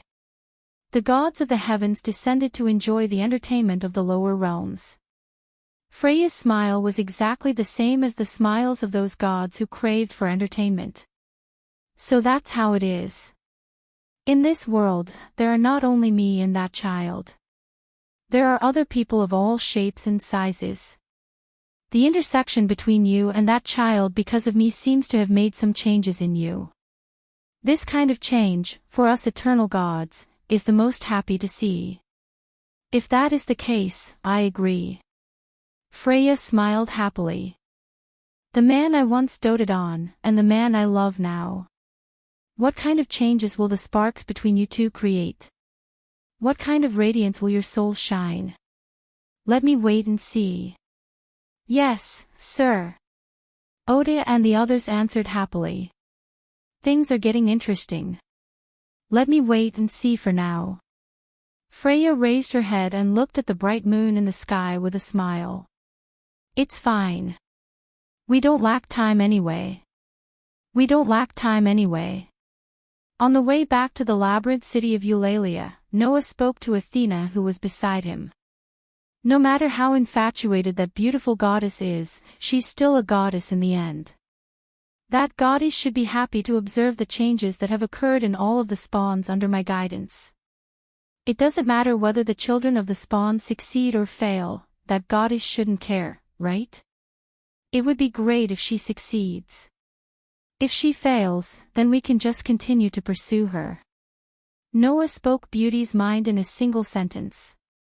We don't lack time anyway, do we? That's the thought of a god who pursues entertainment. Athena said calmly. That goddess probably didn't expect that we've been following your plan all along, right? That's because it's easier said than done. It's not easy to fight a battle of wits and courage with a god. Noah shrugged. Anyway, as long as that infatuated goddess doesn't appear in front of me again, I'll have achieved my goal. As for Freya's clan, they won't come looking for me until they have enough power. I should be able to have some peace. In my opinion, what you're doing is too complicated. Athena shook her head and said. If you really want peace, why don't you just kill all of Freya's family members and send the beauty goddess back to the heavens? Isn't that enough? Perhaps. Noah pursed his lips and smiled. But that's not my style. Chapter 2090. Ugh. The next day, Loki sat on the sofa with his arms crossed and his eyes closed in the chat room of Loki's clan. No one knew what he was thinking about. Almost all of Loki's upper echelons were present in the chat room, but they were all doing their own things. Finn, Riveria, and Gareth were discussing matters. Bert was lying on the other sofa. On the other hand, Tiona and Tiona, the Amazon twins, relished in telling Ace and Leafia about what they saw in the flower field yesterday. It's true. Little brother has a second fairy as his companion. And it's a very powerful fairy. She defeated all of Freya's clan in one hit, and even Otto fell. Thus, Tiona and Tioni recounted what they saw and heard yesterday. Noah didn't know whether to laugh or cry as he listened. Noah hadn't expected that Tiona and Tiorn would be hiding off to the side and observing. There were many of Freya's clan members at that time, and there were all kinds of auras.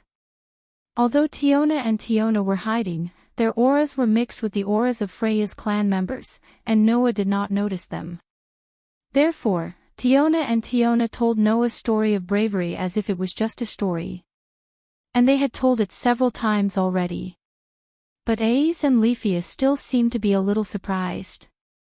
Noah actually had two fairies to assist him at the same time. This was something unheard of even in stories. Finn, Riveria, and Gareth were talking about this matter. Bert was lying there, but his expression was rather unpleasant. He was obviously thinking about this matter as well. As for Loki, after a long time, he could not help but sigh and say this. That's why I was wondering why that nymphomaniac child would suddenly take the wrong medicine. She actually still has the mood to enter the buried city at this juncture, and there are so many people. Otto and the other first-level adventurers even planned to go on an expedition. So it turns out that they were all provoked. Yesterday, Freya's clan members ignored the guild's warning and all rushed out of the city. Naturally, this matter could not be left unresolved. When Freya returned with the members of her clan from Eulalie, the guild was relieved, but at the same time, they began to question her severely. They even invited Freya to the guild headquarters to interrogate her. Freya did not make any superfluous excuses. She only told the guild that something had happened to her, and that the clan members were so impulsive because they wanted to save her. She hoped that the guild would punish them lightly. Since Freya did not leave the city, but returned with Freya's family, the guild believed Freya's story, but they still punished her. Needless to say, the fine, but there were other punishments. Freya's clan members were busy for the whole night before finally settling down. However, not only did Freya's clan members not go to rest, they all ran into the buried city. Even Otto and the other first-level adventurers went in. This behavior made many of the clan tribes puzzled. Until now, Loki finally understood what was going on. But that love-struck fool didn't reveal your identity. Loki glanced at Noah. I thought you'd be pushed into the limelight again this time. No matter what, as long as that love-struck fool doesn't bother me. Noah shrugged. Also, just because that beauty didn't reveal it doesn't mean that others won't. Don't forget, Drake, who knows about Loki's clan, is one of my people. There are quite a few of them in Freya's clan. Then what are you going to do? Loki asked. Are you going to lie low for a while? Lie low again. Noah laughed bitterly. After a moment of silence, he sighed. That's true. Freya's clan caused such a huge ruckus yesterday, even coming here to provoke us. If you leave the city immediately after leaving, and I wasn't around at that time, it might arouse suspicion. I might as well go into the dungeon without anyone noticing. When the time comes, you can openly say that I entered the dungeon a long time ago and had nothing to do with Freya's clan's ruckus. Is that so? Loki pondered for a moment and nodded. That's good too. How long do you plan to be gone? A month.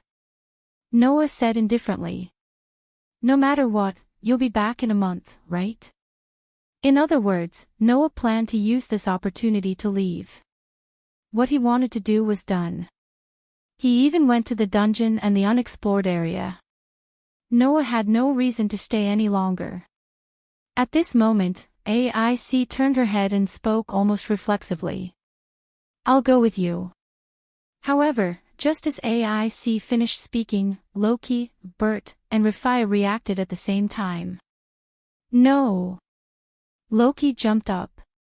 "You can't let AIC stay in the dungeon with this kid for a month." "That's right." Rafia nodded.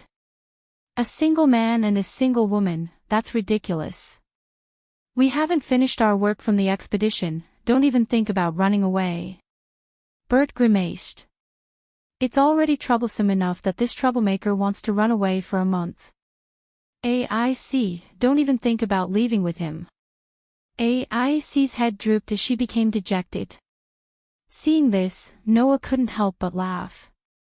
He extended his hand and patted AIC's head. Only then did AIC perk up. "A month?" Tiona murmured. "That's a little long." "Yes." Tiona nodded. "It's longer than the time you've spent in the clan. But, for an adventurer, a month of exploring the dungeon is nothing." Garrett stroked his beard. "So, it's not like we can't accept it. And we don't have to worry about his safety," Riveria said. "Even if we enter the 60th floor, Noah will be fine, right? I just hope we don't meet anyone from Freya's clan to avoid conflict." Finn turned his gaze to Noah. "When do you plan to leave?" "Let's leave now," Noah said without hesitation. "There's no time like the present."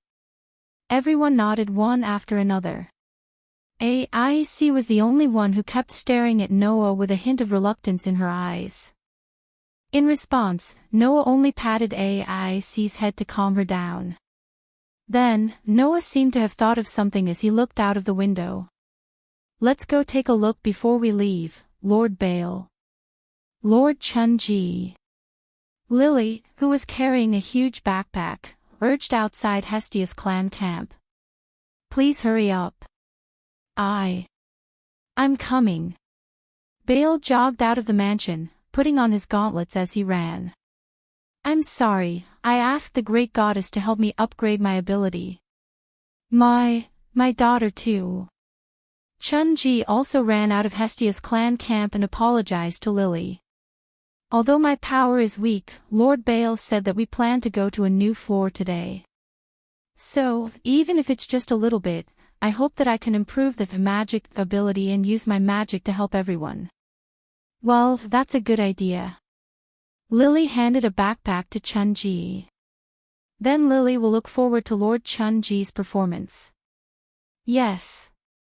Chun-Ji took the backpack with a nervous look. At this time, Hestia came out of the mansion and looked at Bale, Lily, and Chun-Ji with a smile on her young face. She waved her small hand as if to greet them. "Anyway, remember to go early and come back early. It's a little lonely when I'm alone at home." "Yes." Bale, Lily, and Chun-Ji said in unison. "Then, let's go." "Okay." Hestia nodded proudly. "Be careful." Bale, Lily, and Chun-Ji laughed and talked with each other as they walked towards the Tower of Babel. Hestia watched her children leave and then smiled. "Go back and read your book." After saying that, Hestia turned around and walked into the mansion. Hestia did not notice. In the alley in front of the mansion, a person had been looking at them and had a panoramic view of the interaction between Hestia and her family. Seeing Hestia walk into the mansion, Noah suddenly smiled. "Well, I'm going out too. See you in a month, Hestia." After saying that, Noah turned around and walked into the shadows. On this day, Noah left Eulalie and this world. Finally, between the worlds. Chapter 2091. This was an extremely vast and luxurious office. There was a chandelier that was bigger than a bed hanging from the ceiling. The floor was covered with a bright red carpet. The surrounding walls were hung with gorgeous hanging curtains. However, there was no wall on the side facing the door. Instead, there was a side of tempered glass that could directly see the scenery outside the building. Therefore, the lighting in this office was very good, allowing the warm sunlight to project into the interior, bringing a warm feeling. Of course, there was furniture in the office.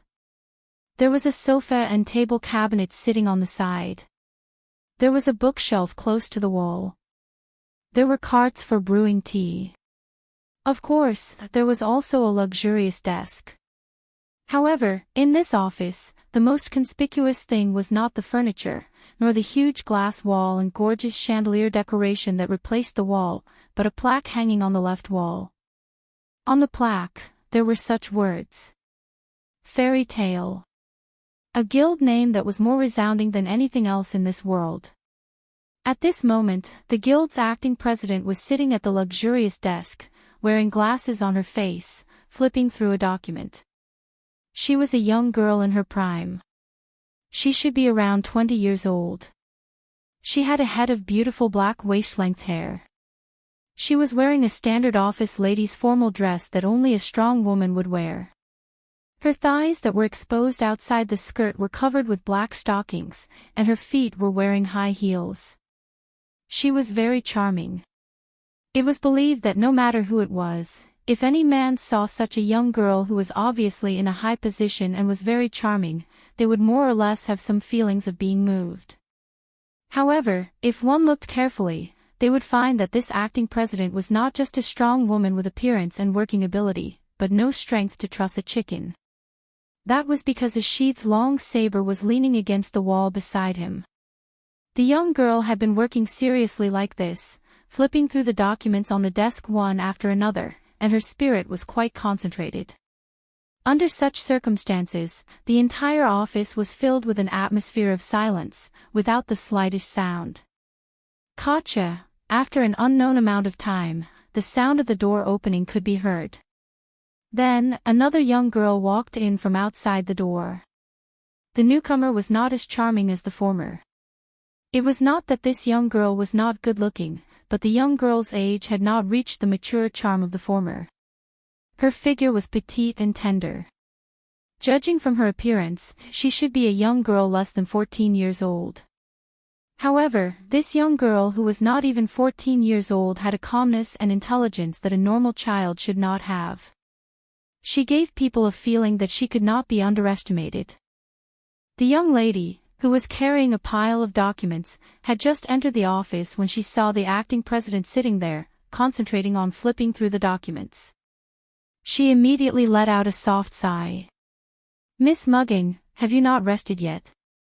Hearing someone call her, the acting leader of a guild called Fairy Tale, Celestial Child finally raised her head from the documents in her hands, revealing an incomparably exquisite face. Looking at the petite girl who walked into the office, she faintly smiled. "You're here, Xiaoshe." "Yes, I'm here, but I'm here according to the normal working hours," Xiaoshe said coldly. "As for Miss Mugging, if I'm not wrong, you've been in the office since yesterday and didn't go back to rest at all, right?" "It can't be helped." Mugging took off her glasses, rubbed her eyebrows, and said, "There have been too many things targeting us recently. If we don't grasp more information about the countries around the world now, when we confront them, we will definitely be suppressed." What Mugging had been reading since yesterday was not an ordinary document, but the latest information from all over the world that had recently been collected.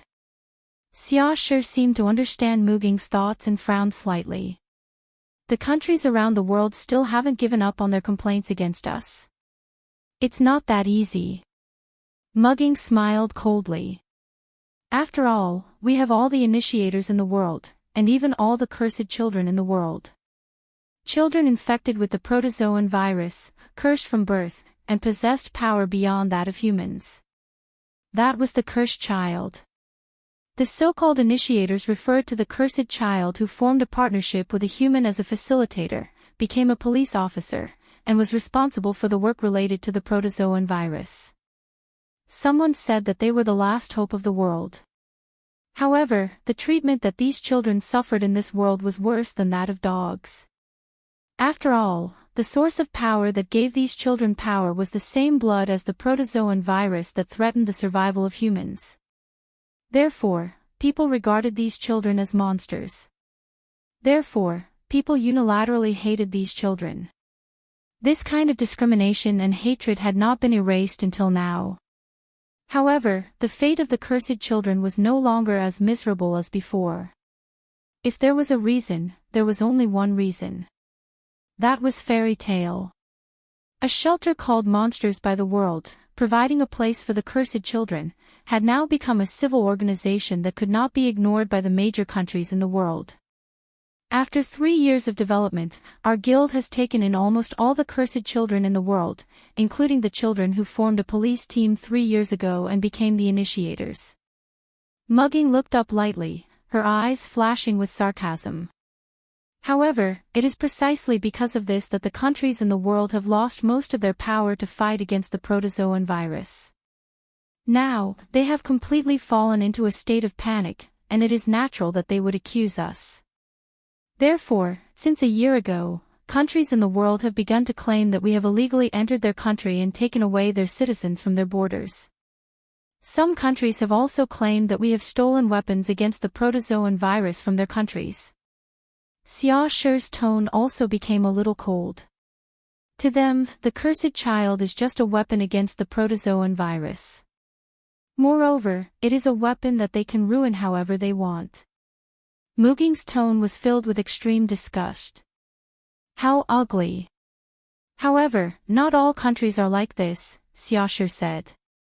Although some countries led by the United States have been accusing us, the big countries in the East have chosen to be neutral in a wait-and-see manner. The Tokyo region is directly on the same front as us and has been supporting our approach. However, no matter which country it is, our evaluation is not very good. Mugging sighed. In the eyes of many people, we are just an insidious force that wants to rely on monopolizing the cursed child to achieve the purpose of controlling countries in the world. After 3 years of development, today's Fairy Tale had almost all the cursed children in the world. In other words, it was the only force that could compete with the protozoan virus and carry out police missions. Adhering to the obligations of a non-governmental organization, Fairy Tale now faced the world and accepted commissions from all over the world. To put it bluntly, the reason why countries in the world could still exist today was because of Fairy Tale. If we don't accept a commission from a country, then the country will almost certainly perish. As a result, some countries that don't want to see their survival in the hands of others naturally make a fuss. Mugging picked up a document on the table and said, "Most of the recent intelligence reports have mentioned this. The rulers of various countries all hope to regain control of the cursed child's power and have already started to take action. I'm afraid that before long, all the countries in the world will join forces to attack us, right?" Attack? Xia Shi was a little incredulous. In other words, the countries in the world will unite and wage war against us. It is possible, but I will not let them succeed. Mugging stood up from his seat and walked to the glass wall. He looked at the bustling street outside and spoke resolutely. "The guild that Noah entrusted to me, no matter what, I will protect it." Xia Shi nodded his head heavily. Chapter 2092. The current Fairy Tale was no longer the same as it used to be. 3 years ago, after Mugging took over the position of guild leader, he had been laying the foundation for the development of Fairy Tale with Xia Shi's help.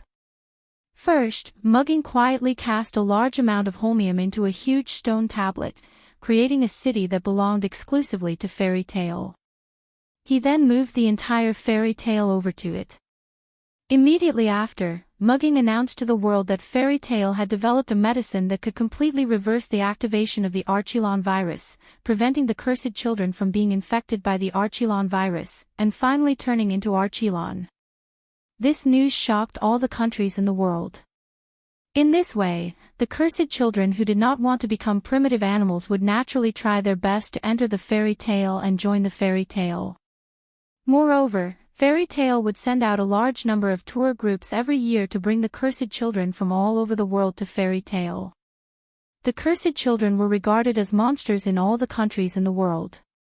In the beginning, no one cared about the loss of the cursed children, allowing Fairy Tale to successfully take in many cursed children. Gradually, when the cursed children from all over the world had gathered in Fairy Tale, each country began to realize that they had lost a large portion of their cursed children, which was equivalent to losing a large amount of power to fight against the Archilon. When they were surprised again, there were not many cursed children left in their countries.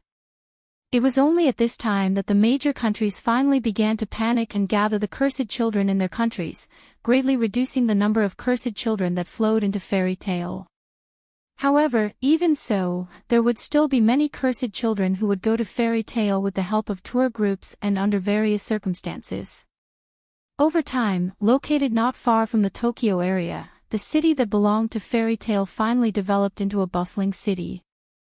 The people who lived here were either humans who did not reject the cursed children, or they were cursed children. If it continued to develop like this, sooner or later, the cursed children would completely integrate into the human race and no longer be regarded as monsters, right? Therefore, as the beginning of a new era, and the city where the headquarters of Fairy Tale was located, many people called it Fairyland. Note, Avalon, where Arthur the Night King of Great Britain rested, was also called Fairyland. It also had the meaning of fairyland. However, as Mugging said, many people did not like the existence of Fairyland. That was not only because many people rejected the cursed child, but also because the cursed child here would choose to join the Fairy Tale and strengthen the power of the Fairy Tale. With almost all the cursed children in the world, the current Fairy Tale was fully capable of conquering the world, and could even use the fact that the major countries were threatened by the primitive animals as a condition to firmly control the major countries by providing help. To put it bluntly, the current Fairy Tale had the ability to become the world's overlord. Of course, this would cause the rulers of the world to feel a sense of crisis. Those countries who did not want to see their countries threatened by others, and wanted to firmly hold power in their own hands, naturally saw Fairyland as a thorn in their side. If it wasn't for the fact that they were afraid of the power of the Fairy Tale, the surrounding countries would have already attacked them. Knowing that they were unable to fight against the Fairy Tale with their own strength, the various countries only had one choice under such circumstances. That was to join forces. With the power of all the countries in the world, wage war against Fairyland, and finally bring the cursed children back under control. That was the wishful thinking of the rulers of many countries. Coupled with the fact that various countries were creating public opinion and spreading rumors that Fairy Tale intended to monopolize the cursed children to gain control of the major countries, Fairyland was now at the cusp of the world's storm. Mugging, who had sharply sensed the recent movements of various countries in the world that had led the situation to the direction of war, worked through the night to gather information from various countries and prepare. Therefore, as the residents of Fairyland began their daily lives, the border where the giant stone monument stood was heavily guarded to a frightening degree. At least, Noah had just arrived at the city gates when he immediately sensed the tense atmosphere in the air. Does this count as me coming back at the right time? As he said that, Noah stood outside the city gates of Fairyland and looked up at the city before him. At first glance, rather than calling it a city, it would be better to call it a fortress. That was because in this city, apart from the towering black giant stone monuments at the border, each of the giant stone monuments were connected together with steel walls, firmly protecting Fairyland within. If you look at it this way, this place is a little similar to the maze city of Eulalia. Even as he said that, Noah found patrolling personnel on the city walls and the giant stone monuments. Of course, those people were not soldiers, but police officers belonging to Fairy Tale. Among them, there were promoters of humanity, and initiators of combat forces. Pairs of police officers were all wearing standard uniforms, and like the National Defense Forces, they were heavily guarded. Although I don't know what happened, but if I just go in like this, they won't let me in so easily, right? Noah fell into deep thought. Finally, in order to avoid trouble, he made a decision. Let's just sneak in. With that, Noah leaped, and his figure rushed straight into the clouds, and then turned into a blur, and swept into fairyland. Cars came and went. People flowed continuously. Skyscrapers were everywhere. Roads extended in all directions. The bustling scene, no matter how one looked at it, looked like a bustling city. Noah walked on the crowded street, but his eyes were always looking around. Come on, come chase me, don't run. On the sidewalk, a group of children were smiling innocently, happily running past Noah. Noah could clearly see that the pupils of the children were as red as blood. Without a doubt, those children were the cursed children. However, these children were beaming with smiles of their age, laughing from the bottom of their hearts as they chased after each other. On the side, the pedestrians seemed to have gotten used to this scene, and continued with their own business. At the position of the red street lamps, some kind-looking old people were even laughing and chatting with a group of cursed children. The cursed children, who were hated by most people, blended into the city as if it was a matter of course. Even if they displayed superhuman abilities from time to time, it did not cause any panic. Looking at this scene, Noah could not help but recall what happened when he first came to this world. At that time, Noah also encountered a cursed child running on the street. However, at that time, the cursed child was like a rat crossing the street, being chased by a group of adults with faces full of hatred and ugliness. Noah would never forget the way the child looked at him at that time. She was afraid that Noah would harm her. Her eyes were filled with fear. It was because of that incident that Noah finally made the decision to protect the cursed child. Recalling the incident at that time, and looking at the scene before him, Noah could not help but smile. Chapter 2093. At this moment, there was only one thought in Noah's mind. That was, his previous efforts had not been in vain. Although Noah had only created Fairy Tale and laid the foundation of Fairy Tale and left the development to Mugging and the others, without Noah, the utopia in front of him would not have appeared. Looks like my decision to return to this world was right. Noah, who muttered, could not help but recall what had happened after he left the Maze City Alley and returned to Between Worlds. What? In the pure white world, Noah looked at Gaia and Alea in shock. There is only one world left to go to. Yes. There was only one world left to go to. Just now, after Noah returned to Between Worlds, Gaia and Alea announced this news to Noah. Why? Noah asked out of reflex. Why is there only one world left to go to? It was natural for Noah to be so anxious. This was because Noah still had a few worlds that he had not returned to. If possible, Noah also wanted to return to those worlds to see the friends he had made before the final battle. However, Gaia and Alea suddenly said that there was only one world left for him to go to. How could Noah not be anxious? Gaia and Alea could do nothing about this. It's not that we don't want you to continue to relax, little Noah, Gaia sighed. It's just that there isn't enough time. Not enough time. Noah froze. Looking at the stunned Noah, Alea pointed in a direction. Look there.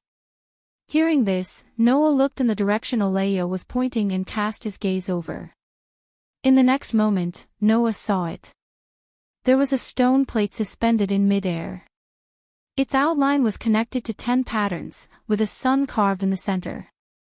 The sacred text surrounding the stone plate was no longer like before, absorbing the white mist called imaginative power. Its color was also completely different from before. Whether it was the stone plate that represented authority, the sun that represented sovereignty, or the sacred words that represented grace, they had all transformed into the purest white color. Seeing this, Noah's heart skipped a beat, and he spoke with uncertainty. Could it be? Under Noah's probing question, Gaia and Alea both nodded. Thus, Noah understood. His authority, sovereignty, and favor had all been sublimated.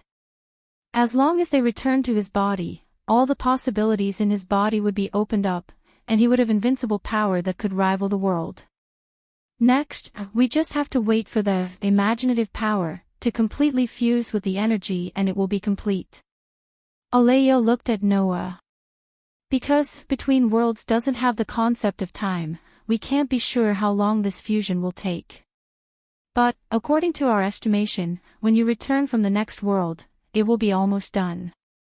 Gaia also looked at Noah and raised a finger. The barrier against shadow is almost at its limit, so little Noah, you can only go to the next world, and then you will have to complete your mission. Noah was silent, and his emotions were complicated. Has this moment finally arrived? Why? Not knowing if it was because they sensed Noah's complicated emotions, the surrounding feathers that represented the world itself began to tremble. Like little birds, they gathered around Noah and fluttered as if they were comforting Noah. Seeing this, Noah's emotions gradually calmed down. Taking a deep breath, Noah met Gaia's and Alea's gaze and nodded heavily. I understand. Gaia smiled at Noah. Although Alea was still as expressionless as before, she also gave Noah an encouraging look.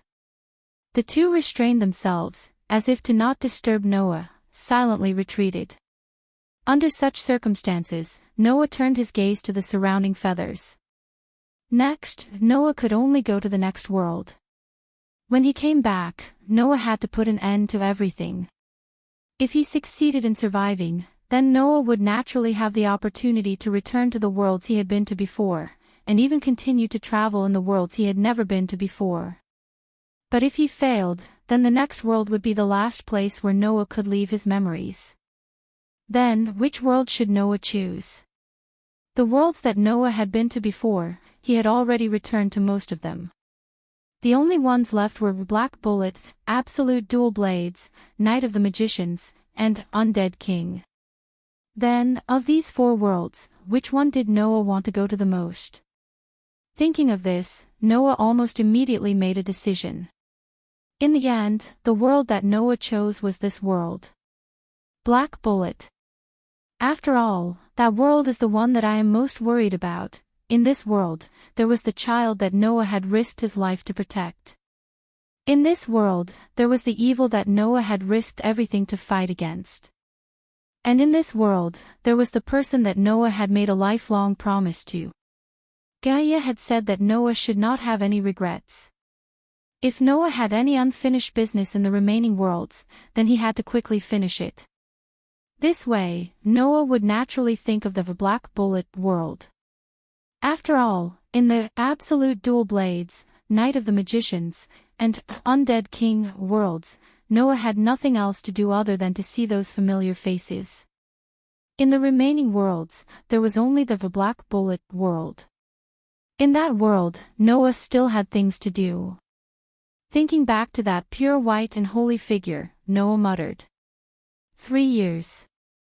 In the beginning, when Noah and the Holy Son of Heaven made an agreement, the time limit was 3 years. When choosing to enter a world, if there was a world fragment in that world, then the world would automatically send Noah to the timeline of the world fragment. But if there was no world fragment, then Noah could freely choose the time to enter. Of course, for a world that Noah had been to once, when he entered again, a month would have passed no matter what. As long as it was not within a month after Noah left this world, then Noah could freely choose the time to enter. If that's the case. Noah pointed at a feather. Then this time I will choose to enter the timeline 3 years later. Thinking back to the decision at that time, Noah really felt that he did the right thing. Otherwise, Noah would not have been able to see the city in front of him that had realized his original idea. Fairyland, huh? Noah, who had a general understanding of the city situation from the conversations of the passers-by, could not help but smile again. Quite a good name. With that, Noah continued to walk forward. At this time, Noah noticed some commotion on the street. A group of pedestrians gathered in front of a building, discussing animatedly while looking at a huge screen on the front of the building. On the screen, there was a live broadcast. It was a live broadcast of a press conference. Noah raised his head, looked at the screen, and then raised an eyebrow. Because the person being interviewed in front of the screen was Noah's acquaintance. Is that mugging? On the screen, the person being interviewed was mugging. Compared to 3 years ago, mugging had lost all of her childishness. She was no longer wearing the high school uniform of a female high school student like before. Instead, she was wearing the formal office wear of a strong woman. However, her figure was better than before.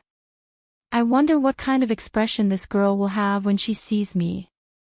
Noah, who could not help but chuckle, immediately lifted his feet and walked forward. But just as Noah was about to find someone to inquire about the location of the Fairy Tale Guild headquarters, in the live broadcast, a reporter suddenly asked such a question. President Tiantong, it is said that Fairy Tale plans to control the world by monopolizing the cursed children, or even rule the world. May I ask if this is true? Noah's footsteps suddenly stopped. Chapter 2094. Rule the world. Noah frowned slightly, stopped in his tracks, turned his head, and returned his gaze to the screen. Like Noah, the pedestrians on the road all stopped in their tracks and looked at the screen, causing a large group of people to gather in front of the building. The noise grew louder and louder. However, on the live broadcast of the press conference, Muging's expression remained unchanged as he responded to the reporters who asked sharp questions. Everyone has said that it's just a rumor. Don't make such baseless remarks. But the Fairy Tale, led by President Tiantong, now has the strength to do so, right? Another reporter raised his hand. Today's Fairy Tale has taken in almost all the cursed children in the world and accepts commissions from all over the world. Whether it's in terms of strength or reality, if the Fairy Tale wants to rule the world today, isn't it the most likely thing to do? Yes, yes. A female reporter also asked. As long as President Tiantong says the word, the situation of this world will completely change. It's not impossible to rule the world, right? Moreover, it's said that Fairy Tale still has the powerful secret weapon that killed the Scorpio of the Zodiac Stage V 3 years ago and the army of Protozoa during the Third Battle of Tokyo, isn't it? The third reporter began to ask. Although it's a bit inappropriate to say this, doesn't President Tiantong want to rule the world? The extremely sharp questions caused the pedestrians in front of the screen in the building to begin to clamor. However, Muging's expression remained unchanged as he answered the reporters' questions with an upright attitude. If you must ask if I want to rule the world, then I will tell everyone that I don't want to at all. His resolute and decisive words stunned the reporters who had asked sharp questions. First of all, I must correct everyone's statement that one word from me can change the situation of the world. Mugging looked around at all the reporters. Everyone may have forgotten that I'm only the acting president of Fairy Tale. The real president is only on a business trip because of an important mission. If he really gives orders, then it may change the situation of the world. I'm only his agent, and I don't have the final say in Fairyland. Therefore, my right to speak is not as important as everyone thinks. Secondly, even if I do have the right to speak to a certain extent, then I won't let Fairy Tale go to the battlefield to rule the world. Mugging said righteously. Fairy Tale's purpose from the beginning to the end, and that is to protect the cursed children who are discriminated against by the world. It was in the past, is now, and will be in the future. What we want to create is a world where the cursed children can live freely and let those children grow up happily. Under this premise, sending those children to the battlefield to face the danger of their lives is something we will never do. Mugging changed the topic. Of course, we are not the kind of people who will not fight back after being beaten. We will not initiate a war, but if someone intends to harm Fairyland, then Fairy Tale will not be afraid of any battle. Muging's words made the passers-by in front of the screen cry out loudly. Great! Well said. As expected of President Tiantong, well said. Compared to the residents of Fairyland, the reporters at the press conference were stunned, looking at each other in dismay. Only a portion of the foreign reporters continued to question mugging. President Tiantong's speech seems to be a little contradictory, isn't it? A foreign reporter said with a sarcastic tone.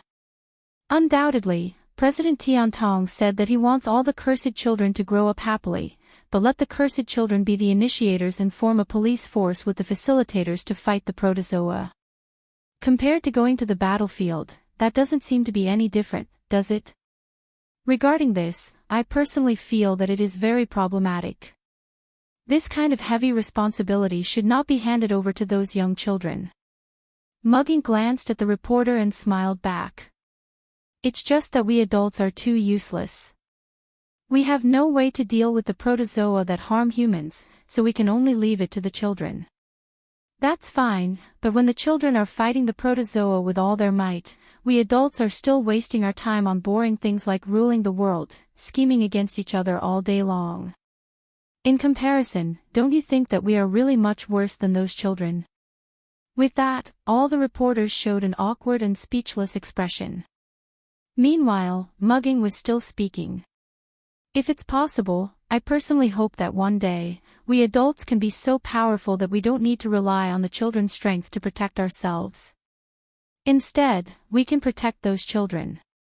That's what adults should do, Mugging said faintly. It's just that the current hope is too slim. Those cursed children are indeed born with power that surpasses humans. In the face of the powerful protozoa, we can only rely on them. Therefore, even if we don't have the ability, we have to know our own limitations, Mugging said earnestly. I hope everyone can remember that we are now being protected by those children. It's because of those children that we can continue to survive. It's because of those children that the protozoa can be defeated. It's because of those children that humans will not go extinct. Those children are our hope, not to be used as a scale to measure who the world belongs to. In front of all the reporters, Mugging raised one of his hands. On that hand, there was the guild emblem, Fairy Tale. I swear to the emblem on my hand that I will never use the cursed children as weapons and throw them into meaningless wars. Mugging made the most solemn declaration so far. However, if someone intends to use those children to achieve selfish goals, or use those children as sacrifices for power, then I will represent the entire fairy tale to raise the weapon in my hand and fight to protect the children, to protect fairyland. We, Fairy Tale, will never fight for the sake of invading. We will only fight to protect our family and companions. Mugging said, emphasizing each word. Even if the enemy is the whole world. With that, Mugging bowed his head to the camera and thanked it. The press conference ended there. Clap, clap, clap, clap. On the street, the pedestrians all clapped and praised Mugging loudly. Even a group of cursed children who had gathered together clenched their fists and made the declaration. If someone really intends to destroy Fairyland, then when the time comes, I'll go too. That's right. Although it's a little scary on the battlefield, to protect everyone, I'll go too. Everyone, study hard together, train hard, and become stronger as soon as possible, then join Fairy Tale together. Yeah. A group of children in their early teens, under the watchful eyes of the public, made such a grand wish. Seeing this scene, the pedestrians looked at these children with watchful eyes, silently sending their blessings and encouragement. After all, these children were also the hope of Fairyland. At this time, Noah, who was hiding in the crowd, had turned around and continued to walk forward. However, if one looked closely, one would notice that Noah's lips could not help but curve into a happy arc. You've created a decent city, Mugging. With that, Noah raised his head and looked at the sky as if he was looking at some enemy, his smile becoming a little cold. It seems that some clowns have really jumped around in my absence.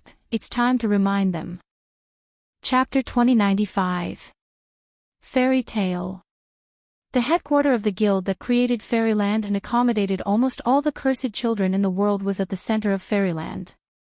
However, it was different from the fairy tale in the other world where Noah grew up. At least, as the headquarters of the guild, the fairy tale in this world was not a castle-like building, but a skyscraper of astonishing height. Seeing this skyscraper, Noah's first thought was absurd.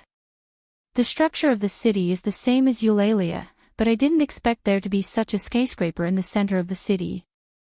I almost thought I saw the Tower of Babel.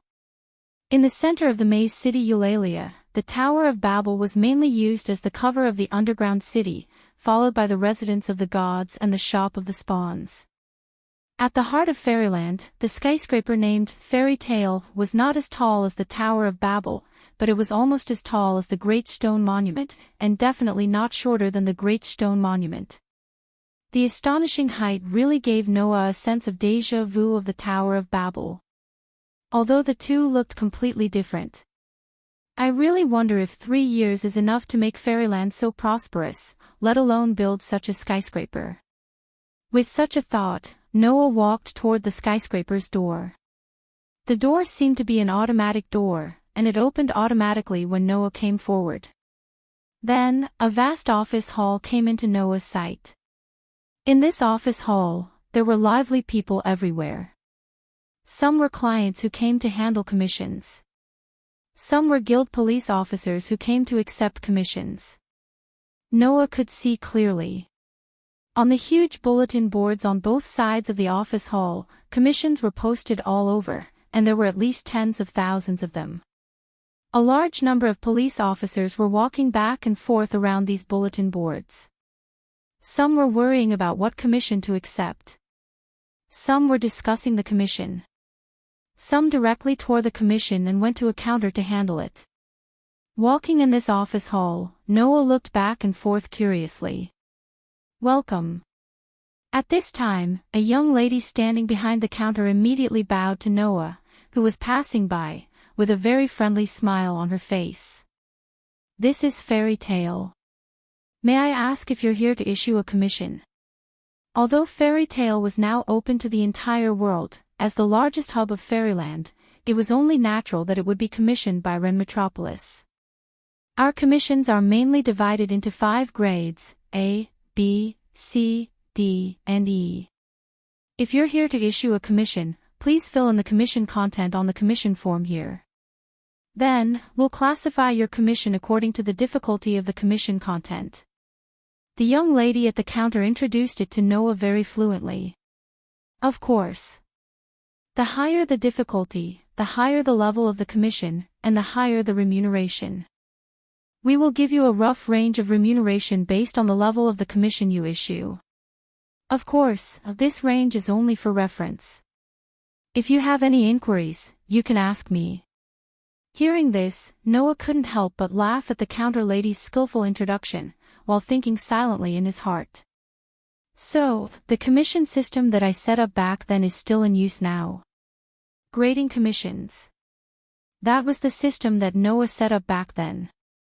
After all, if the difficulty of the commission was too high, once it was accepted by some incompetent police officers, it would just be harming others. Therefore, the police officers in Fairy Tale also set up a hierarchy that corresponded to the level of the commission. Of course, the police officer hierarchy in the guild was set according to the police officer's IP ranking. Police officers in the top 1,000 of IP ranking were level A, and could accept level A commissions. Police officers in the top 3,000 of IP ranking were level B, and could accept level B commissions. Police officers in the top 5,000 of IP ranking were level C, and could accept level C commissions. Police officers in the top 10,000 of IP ranking were level D, and could accept level D commissions. Police officers in the top 10,000 of IP ranking were level E, and could accept level E commissions. According to this system, high-level police officers could accept low-level commissions, but low-level police officers could not accept high-level commissions. This was the hierarchy system that Noah set up. Of course, Noah didn't know that although this hierarchy system was still in use, in fact, there were also level S commissions within the guild. Those requests were like the fairy tale of the other world. They were not posted in the lobby on the first floor, but on the floors above. In the fairy tale of the other world, only S-ranked sorcerers could accept S-ranked missions. In this world's fairy tale, only S-rank police officers could take on S-rank missions. However, to be able to become level S police officers, all of them were police officers in the top 300 of IP ranking.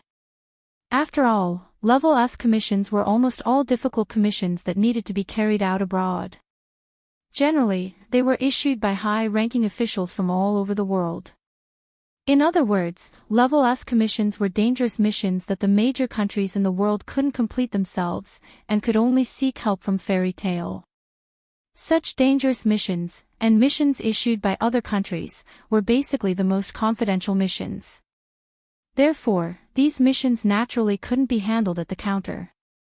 All of them were specially evaluated, argued, and discussed by the higher-ups of Fairy Tail. Then, they were made into commissions and posted in a special area. Only police officers in the top 300 of IP ranking could enter this area and accept level S commissions. Noah hadn't accepted commissions from all over the world yet, so of course, he didn't have the concept of level S. Looking at the counter lady skillfully pushing the blank commission sheet in front of him, Noah's eyes turned slightly, then suddenly smiled, picked up the pen, and smoothly filled in the commission sheet. The content of the commission sheet was like this. Mission name, search for a person. Mission content, bring the designated person in front of the client, then the mission can be completed. Designated person, Tengu mugging. Reward, 1 yuan. Client, Noah Doria. When Noah handed such a commission slip to the counter girl, the friendly smile on the counter girl's face completely froze after reading the contents. In the bustling office hall, in the noisy atmosphere, only the space around Noah and the counter lady seemed to be isolated. It became dead silent. Finally, the smile on the counter lady's face collapsed, and she was obviously flustered. See. Sir. Under the counter lady's flustered and sharp cry, many people around looked over. But Noah suddenly grabbed the counter lady's hand, and with a smile on his face, he spoke softly. Don't be so flustered, I'm just here to issue a commission, I don't have any bad intentions. Hearing Noah's words, the people around immediately had such a thought. My goodness, you're actually trying to hit on someone in a fairy tale. Isn't it? Noah held the counter lady's hand tightly. The counter lady's face was full of panic. Coupled with the bad intentions mentioned just now, anyone would think that Noah was using the excuse of issuing a commission to hit on the counter lady. Under such circumstances, the people around looked at Noah with admiration and amusement. This kid, he didn't even look at where he was. There were so many police teams belonging to Fairy Tail around, and this kid actually flirted with the counter lady in the guild. Wasn't he looking for trouble? Thus, many people secretly rejoiced in his misfortune. At the same time, as most people thought, many police officers walked towards Noah with an unfriendly face. Only the counter lady understood. She wasn't being flirted with, but she was in big trouble. Suddenly, the counter lady became more and more flustered. Chapter 2096. There was no doubt that Noah was here to cause trouble. If he wasn't here to cause trouble, why would he issue such a commission? For Fairy Tail, a simple search mission was not considered a big mission. It could even be said to be a child's play. Being able to get an E rating was already very good. However, who was the person Noah was looking for? Celestial Boy. Who was that? The current acting president of Fairy Tail, who single-handedly built the entire fairyland. In today's situation where Fairy Tail had the ability to dominate the world, Celestial Boy was definitely several levels higher than any country's head of state. In the end, Noah issued a commission, and the commission content was to bring such a big shot to him. Regardless of whether it could be done or not, even if it could be done, it couldn't be a commission that could be solved with a reward of 1 yen. Not to mention, Noah actually issued a commission to meet the acting president in Fairy Tail's territory, and the reward was 1 yen. What was this person doing here if not to cause trouble? The poor counter lady looked like she was only 17 or 18 years old, and she had obviously never encountered such an unreasonable commission. She was so flustered that she didn't know what to do. In response, Noah just smiled in response. What? Is there no way to complete this commission? No. No. No. No. No, no, no, no. The counter lady was suddenly confused. Although she had never encountered such an unreasonable commission, which made the counter lady completely flustered, it didn't mean that the counter lady didn't know what this meant. If the counter lady really claimed that there was no way to complete a simple task to find someone, then Fairy Tale's reputation would be damaged. Therefore, the counter lady squeezed out a somewhat forced smile. Please. Please wait here for a moment. This commission is a bit special. I have to ask my superiors. It's just a commission to find someone. There's no need to ask your superiors, right? Noah touched the counter lady's hand as if to comfort her, the smile on his face getting wider. How about this, you tell me where the designated person is, and I'll go find her myself. Is that okay? The receptionist's smile became more and more forced. I really have to ask my superiors. There's really no other way. Noah shrugged, but the corners of his mouth slowly curled up. However, I want to see the designated person by today. If I can't, then I will make a request every day and post it on the bulletin board. Then, I will tell others that this is the request you made for me. The receptionist almost cried. Do you have to bully me like this? However, the lady at the counter didn't know that her tearful appearance made her look like she was being molested by a pervert. The onlookers could not bear to watch any longer. Just as the surrounding policemen were about to teach this ungrateful lecher a lesson, a dignified voice sounded. Why are you making so much noise? Along with this voice, a policeman wearing samurai-like armor and a samurai sword at his waist walked over. It was a man who was obviously very old. He was at least in his 50s. Beside the man in his later years, there was a child who was also dressed like a samurai, but was only around 12 or 13 years old. He gave off a rigid feeling, like a follower. Even his young face had a serious expression. It was obvious that the samurai man and the samurai girl were a pair of policemen. Moreover, behind this pair of partners, there was a small group of police officers who were on a completely different level from the people around them. They formed a small group and walked over to this side. Looking at the group formed by the pairs of policemen, the surrounding policemen were pleasantly surprised. Mr. Tang. It's actually Mr. Tang. Mr. Tang is here. That kid is dead meat. The person who came was none other than Mr. Tang. 3 years ago, when the giant stone tablet collapsed in the Tokyo area and the Protogut animal army attacked, it was this person who acted as the leader and led the policemen in the Tokyo area to fight against the Protogut animal army. After the fiasco, in order to get Noah to help, he went to Mr. Tang from Fairy Tale. The cursed child by his side is the founder of my hall Chongjing, Renxing Chaoxia. This pair of policemen's IP ranking 3 years ago was as high as 275, occupying a place in the top 300 IP ranking. Now that 3 years had passed, they were ranked 188th in the IP ranking and belonged to the S-level policemen in Fairy Tale. Under the watchful eyes of the crowd, Mr. Tang led Ninqing Chaoxia and a pair of policemen who were obviously not low-ranked.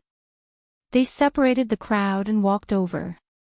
Sensing the movement from behind, Noah also turned his head and looked over. Mr. Tang had just separated the crowd and came in front of Noah. When he saw the appearance of Noah who turned his head, his footsteps suddenly stopped, and his pair of eyes suddenly widened to the maximum. On the side, the serious expression on Ninqing Chaoxia's face instantly collapsed and was replaced by an unprecedented shock. Among the pairs of policemen behind Mr. Tang, many of them also widened their eyes in shock. After they rubbed their eyes in disbelief and confirmed that they did not see wrongly, their faces suddenly became distorted. Those police officers were all old members of Fairy Tale who had joined 3 years ago. Looking at Noah's face, which was once so familiar to them, all of them blushed. What? What happened? When the policemen around saw this scene, they were directly at a loss. The receptionist who was taken advantage of by Noah also had a confused look and was stunned there. The entire office suddenly became extremely quiet, there was no sound at all. Under such circumstances, Noah was first surprised that my hall master Zhang Zhang was actually here. When he realized that my hall master Zhang Zhang and Rising Dawn's armor had the guild emblem of Fairy Tail, he immediately understood. So, you guys have also joined Fairy Tail? Noah suddenly smiled. Long time no see. Don't you recognize me? Noah's words directly ignited the surrounding silence. Oh. The old members, whose faces had turned red from holding their breaths, shouted excitedly, giving everyone a fright. Of course, the thing that truly scared everyone to death immediately happened. President. Guild leader is back. Guild leader Noah is back. Accompanied by the old members' extremely excited shouts, the policemen around were first shocked, but when they realized that the name Noah seemed to be familiar, they were all stunned one after another. Especially the receptionist, she glanced at Noah, then looked at the client's name written on the commission in her hand, her eyes couldn't be any wider. Noah Dole. This name was not unfamiliar to the members of Fairy Tail at all. This was because after joining Fairy Tail, someone would definitely tell the new members something. You have to remember, the president who founded our guild is called Noah Dole. Yes. At this moment, the man standing in the office, bathed in the cheers of all the old members of the guild, was Noah Dole. The legendary person who founded this guild, who once killed a stage V protozoan, and who saved the entire Tokyo area. After understanding this, the people around, who just wanted to see Noah get beaten up by the policemen of the guild, were all dumbfounded. Only the police officers belonging to Fairy Tail reacted, one by one, their faces flushed red. Oh. The next moment, cheers completely resounded throughout the skyscraper. Chapter 2097.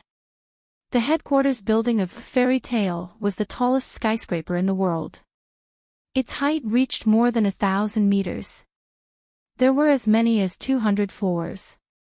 In order to build this building, Mugging not only allowed some of the cursed children who had the ability to help with the construction to participate in the work, he even invested tens of billions of dollars.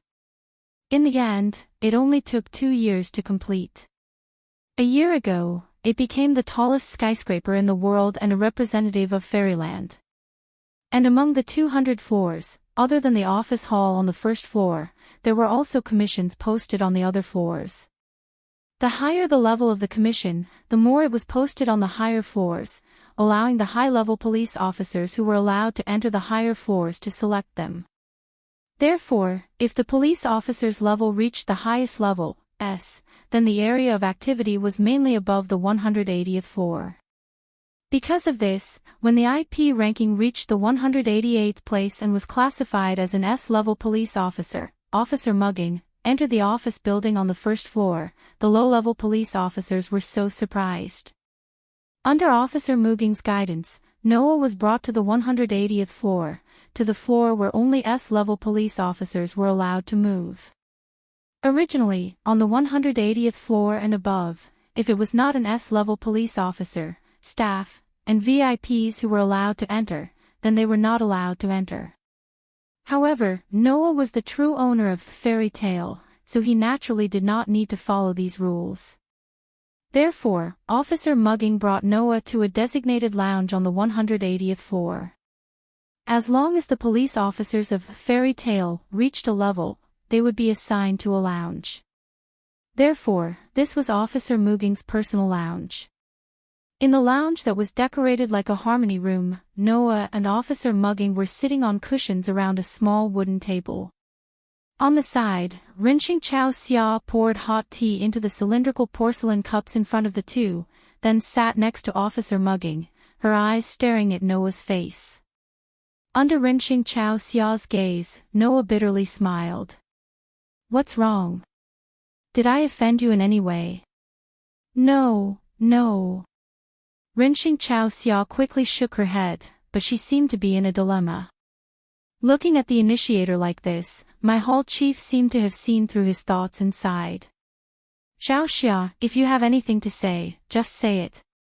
The guild leader won't mind. Hearing this, Ningxing Morning Glow made up her mind. She faced Noah's direction and sat down on the ground. She bowed and kowtowed as she spoke loudly. I'm really sorry for what happened 3 years ago. 3 years ago. Noah was slightly startled, but he soon understood. Are you referring to the Third Battle of Tokyo? Yes. Renxing Chao Xia didn't raise her head as she replied loudly. At that time, I was very rude to you, to the guild leader. I am truly sorry. This child always does things by the book. She's too serious. That's why she still remembers what happened 3 years ago. Just accept her apology. My whole Master Jing closed his eyes. Of course, at that time, I also did a lot of rude things to you, but I don't think those were wrong, so I won't apologize to you. 3 years ago, because Noah was completely disappointed with the humans in the Tokyo area, he announced that Fairy Tail would not participate in the Third Battle of Tokyo to resist the invading army of protogut animals. It should be known that at that time, most of the outstanding police officers were in Fairy Tail. Of course, Noah's decision caused the Tokyo area to lose most of the power to resist the protogut animals, causing the remaining police force to be defeated. Facing the army of protogut animals that was about to invade the Tokyo area, at that time, as the head of the police force, my hall chief had no choice but to go to Fairy Tail to persuade Noah to participate in the battle. For this reason, my hall chief even threatened and coerced Noah. From that time, Noah knew that although my hall chief considered himself a samurai, in order to protect justice, he was an ambitious person who would do anything. Unfortunately, my hall chief met Noah. An ambitious person met a hero. When two people meet on a narrow road, naturally, the brave will win. So, with his powerful strength, Noah easily defeated my hall chief, which eventually led to a series of events. Recalling what happened at that time, Noah shook his head with a smile, picked up the hot tea on the table, and spoke indifferently while drinking. For me, what happened at that time did have a great impact. It made me understand the good and evil, light and darkness, upright and insidious sides of human nature, and it had a great impact on me. In contrast, the fact that you held me hostage is irrelevant. Noah said in an indifferent tone. So, you don't need to take it to heart.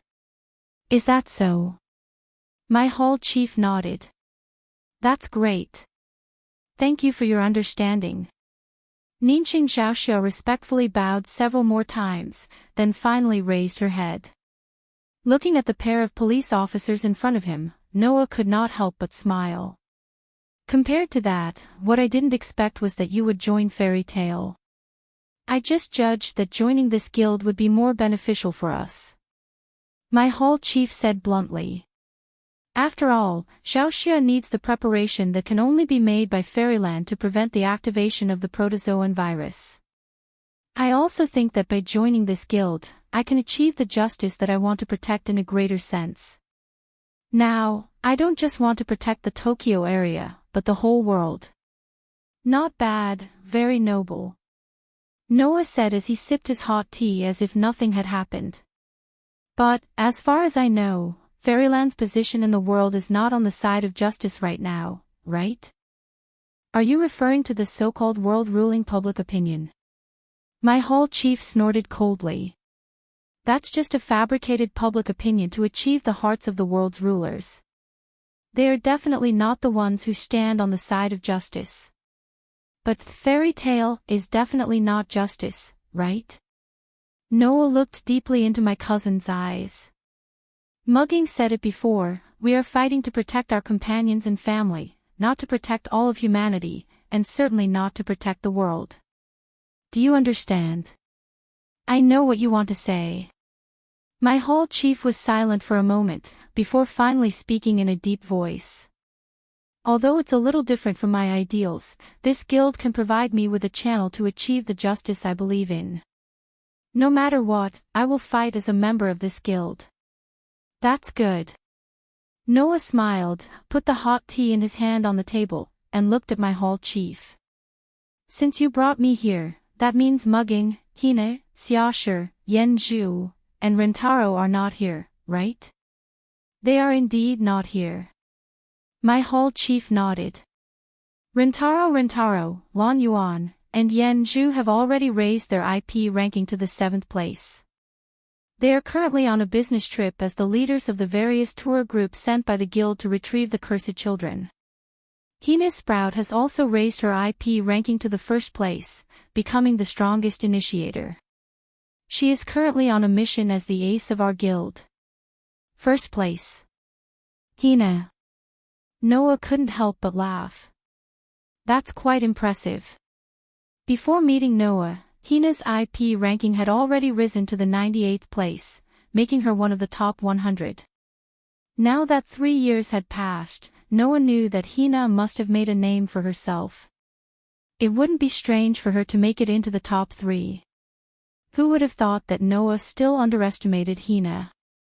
This child actually went straight for the 1st place. Thinking back to the first time they met, the little girl who was sleepy during the day and couldn't even ride a bicycle properly due to her owl personality, but turned into an expert sniper at night, Noah couldn't help but feel nostalgic.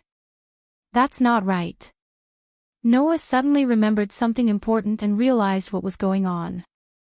Hina is very strong, but since she can raise her IP ranking, it means that Hina has become a police officer again, found a promoter, and formed a partner, right? If that's the case, who is Hina's partner? Chapter 2098. It was developed and issued by the International Initiator Monitoring Organization, ISO. It was a ranking based on the number of protozoa that each existing pair of police officers had defeated and their achievements. Why was it called the IP ranking?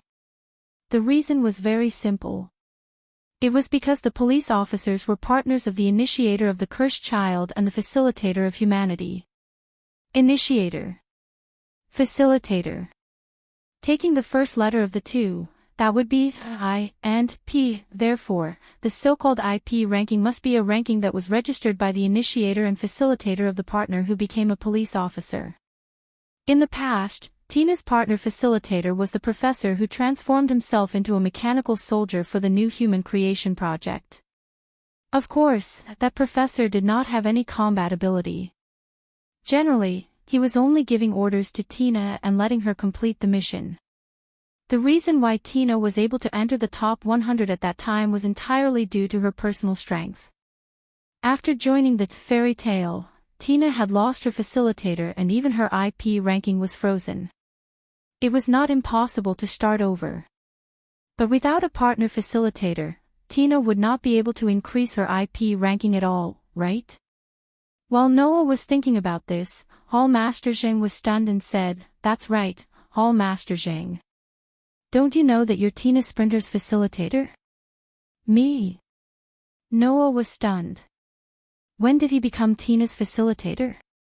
It seems that you really don't know about this. Officer Xing frowned and said. As early as 3 years ago, President Tiantong announced to the public that you were out on an important mission and would not be back in a short period of time. After that, Tina Sprinter also registered as a police officer with the International Initiator Monitoring Organization and her facilitator partner at that time was you. In other words, Tina registered Noah as her facilitator without his consent at all. I think that this should be President Tiantong's idea. My Hall Master Jing said. President Tiantong has said that our guild will definitely become the cradle of police officers in the future. As the guild president, if you don't have your own IP ranking, it's inevitable that people will criticize you. That's why Tina Sprout registered you as her promoter. You're active in the front lines against the protozoa, leaving behind many achievements in various countries around the world. In the end, together with you, she was promoted to the first place in the IP ranking half a year ago. What? Noah was dumbfounded. In other words, I've also become number 1 on the IP ranking. Yes.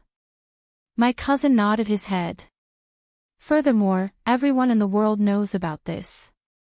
Noah was speechless.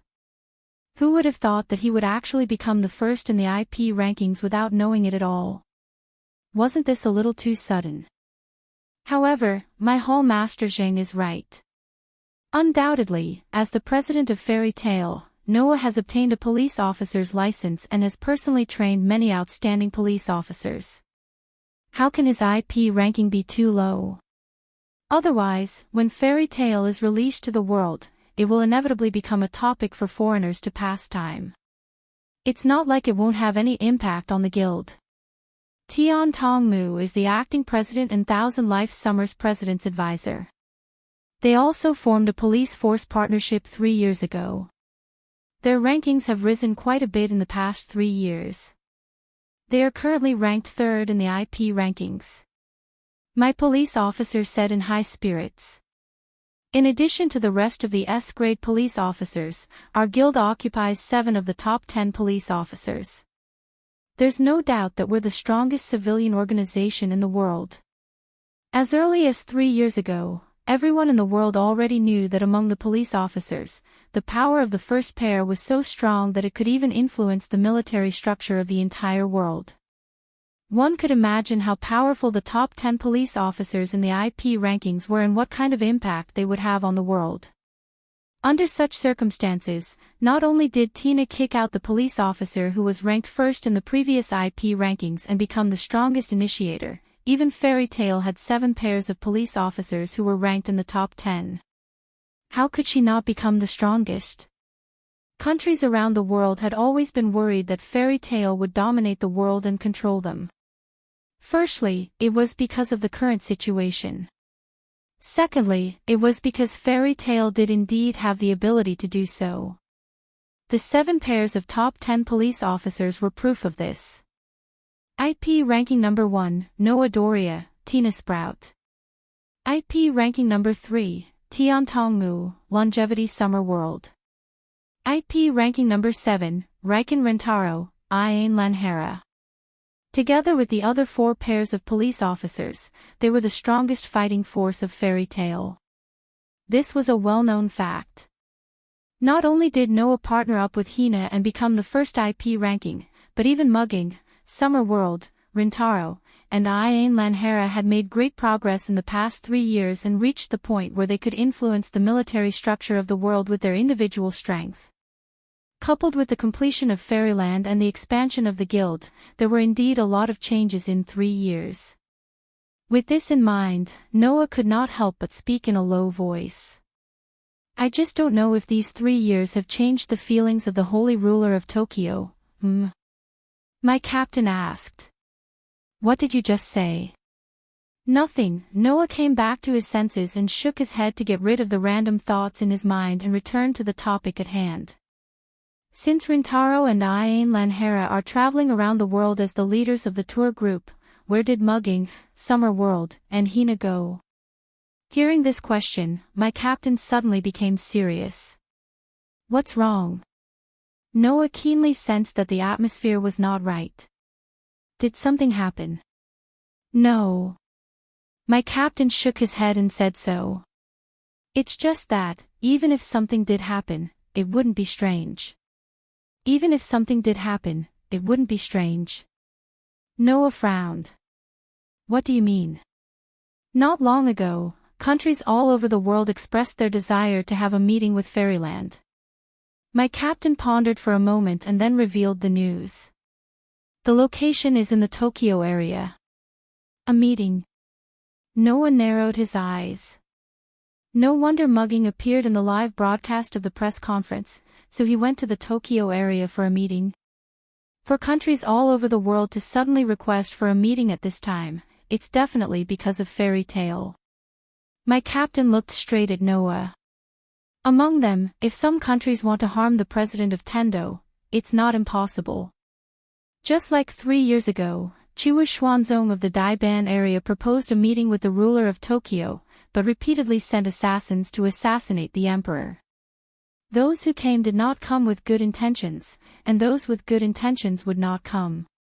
In such a tense situation, representatives of various countries issued a request for a meeting, and the location was the only Tokyo area that had made their stance clear, that they were definitely on the side of fairy tale. Therefore, it was normal for someone to want to play some dirty tricks.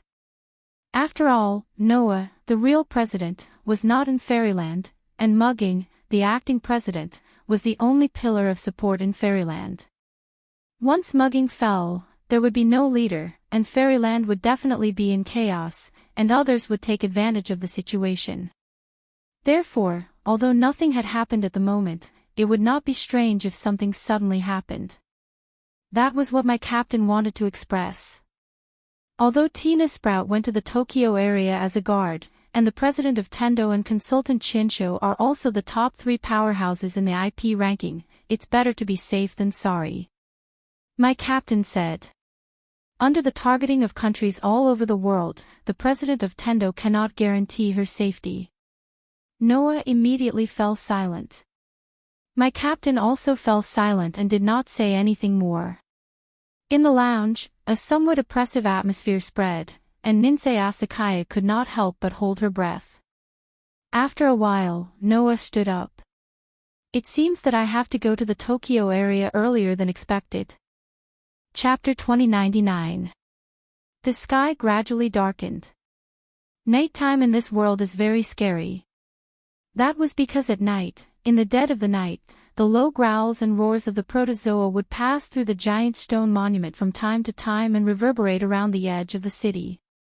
The timid people couldn't even fall asleep, afraid that they would never wake up again if they fell asleep. Of course, in the noisy city center, such a sound is impossible to reach. Whether it is Fairyland or Tokyo, it is the same. Compared to the rapidly developing Fairyland, Tokyo has not changed much compared to 3 years ago. The holy residence where the ruler of Tokyo lived was the same. It had been there for 10 years without any changes. At this moment, in a living room of the holy residence, 2 young girls in their prime of life are sitting opposite each other, as if they are having a tea party. It's been a long time since I leisurely drank tea with Lord Holy Sun like this. The girl who said such a sentence is Tenko Mugino. Behind Mugino, Xia Shi stood there quietly like a secretary. On the opposite side of Mugging was a pure and holy young lady. That is a girl as white and pure as snow. The girl is wearing a white wedding dress, white lace gloves on her hands, and a luxurious top hat on her head, with a stunning sense of sacredness. It is believed that as long as it is a person in Tokyo, then no one will not recognize this girl in her prime of life. The ruler of Tokyo, Holy Sun. If, after 3 years, Mugino has become much more mature than before, and all the childishness has faded away, the change is not small, then, Holy Sun is just the opposite. Time does not seem to have left any trace on this holy girl, making this young head of state still as holy and beautiful as 3 years ago. However, those in the know are sure to know that the change of Holy Sun is not on the surface, but in the heart. At least, until 3 years ago, no matter what kind of important occasion she attends, she needs to be accompanied by an assistant like Tenko Kikuchi or the like. Compared to 3 years ago, this girl has become extremely independent and wise, no longer the young head of state who is mocked by others as a vase and looked down upon after losing her assistant.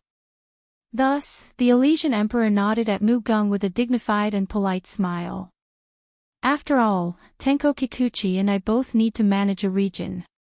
If not for this period of official business, then we would not have the chance to meet.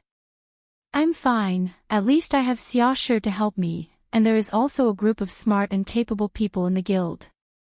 Otherwise, for a student like me who just graduated a year ago and didn't even go to university, I really can't torment such a big fairyland, Mugino replied with a smile.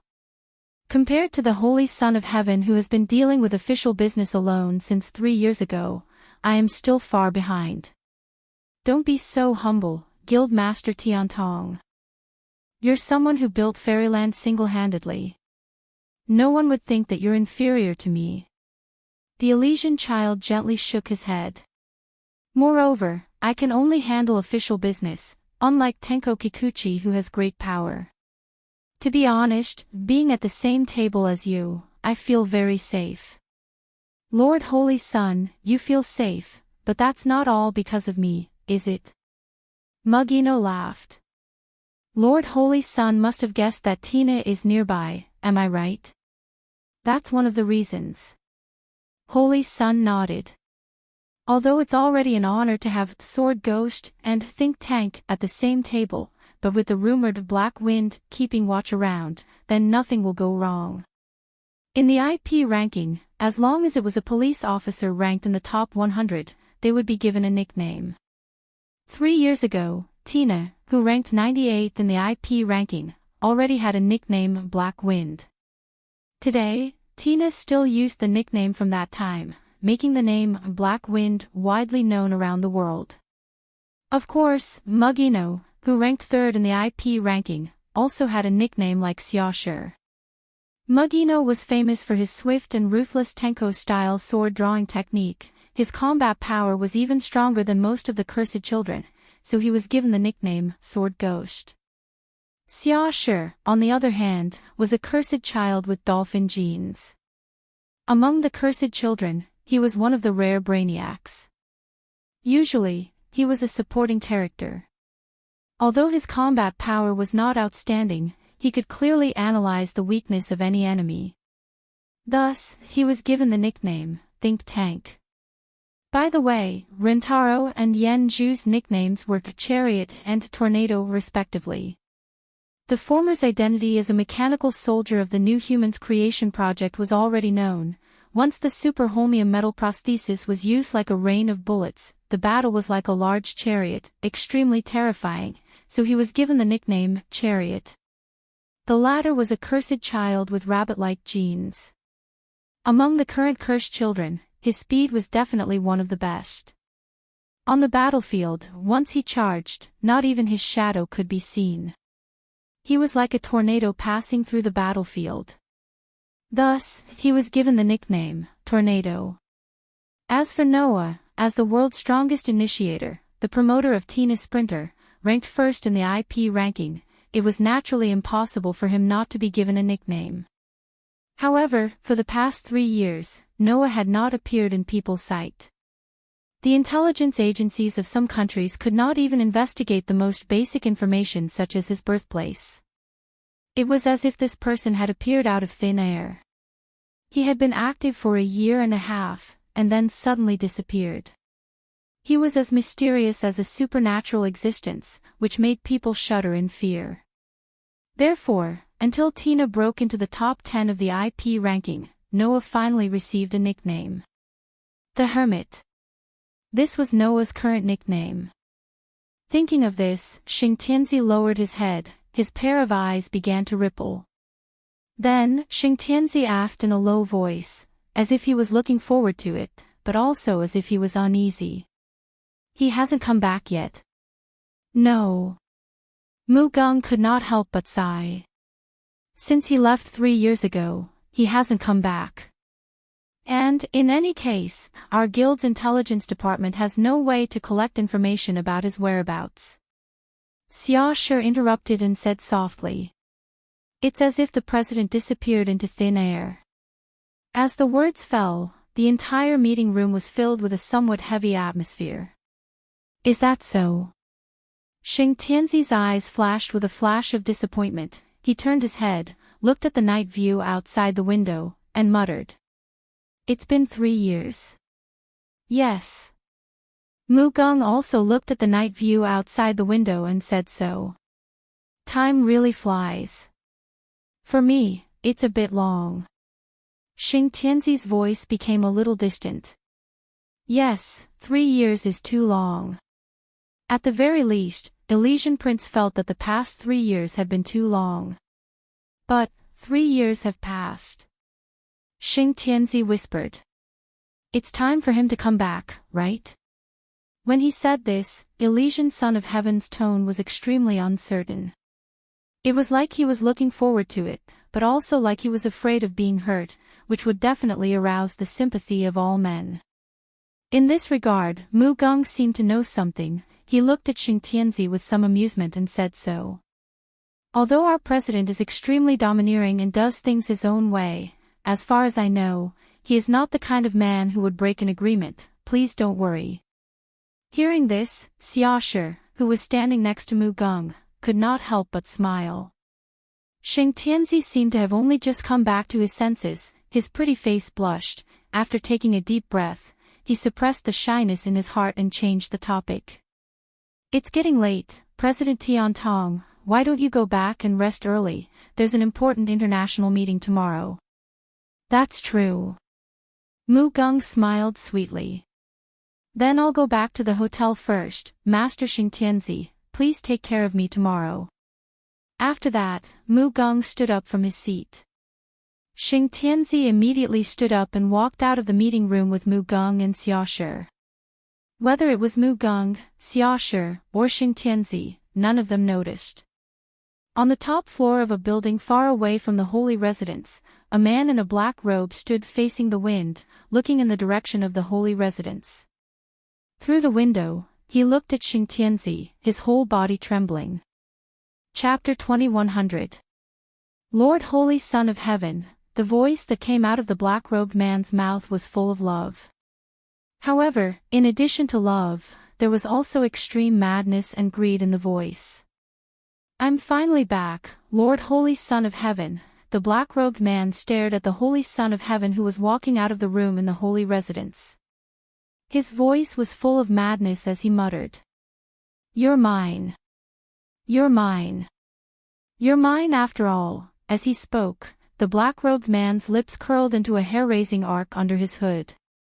Then, the black-robed man bowed. Bang! In the next moment, in a muffled explosion, the black-robed man stepped on the ground and burst out like a cannonball. With a sharp sound, he rushed straight toward the holy residence. That speed was really faster than a bullet. The holy residence, which was originally a bit far from the building where the black-robed man was, closed almost half of the distance in less than a second. With this speed, the black-robed man could definitely break through the window of the holy residence in the next second and attack his target.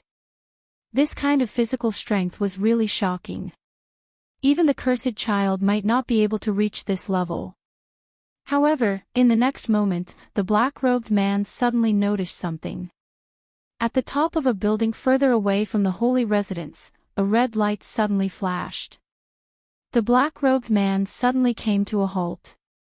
He ignored inertia and gravity and abruptly stopped in midair. Almost at the same time, a sniper bullet cut through the air and swept less than a centimeter away from the black-robed man's chest, landing on the wall of a nearby building. Bang! The powerful sniper bullet directly blew up the wall, leaving a shocking bullet hole in the wall. The black-robed man who was in a frenzy just now finally reacted and broke out in a cold sweat. At the same time, the black-robed man also realized something. Someone was sniping at him. That red light just now was the muzzle flame of the sniper rifle when it was fired. But, how was this possible? The black-robed man turned his head and looked in the direction of the building. He whispered in disbelief. This has to be at least 2 kilometers away. Sniping from a distance of 2 kilometers? And it was so accurate. Who was it that could do such an inconceivable thing? Could it be? The black-robed man thought of a person, and his eyes under the hood suddenly widened. However, the black-robed man's time to think was over. The black-robed man saw it clearly.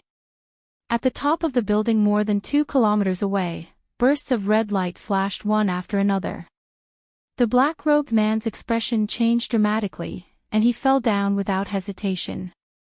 Whoosh whoosh whoosh whoosh.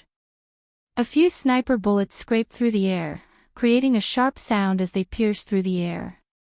Suddenly, they flew past the black-robed man's position. Bang bang bang bang bang.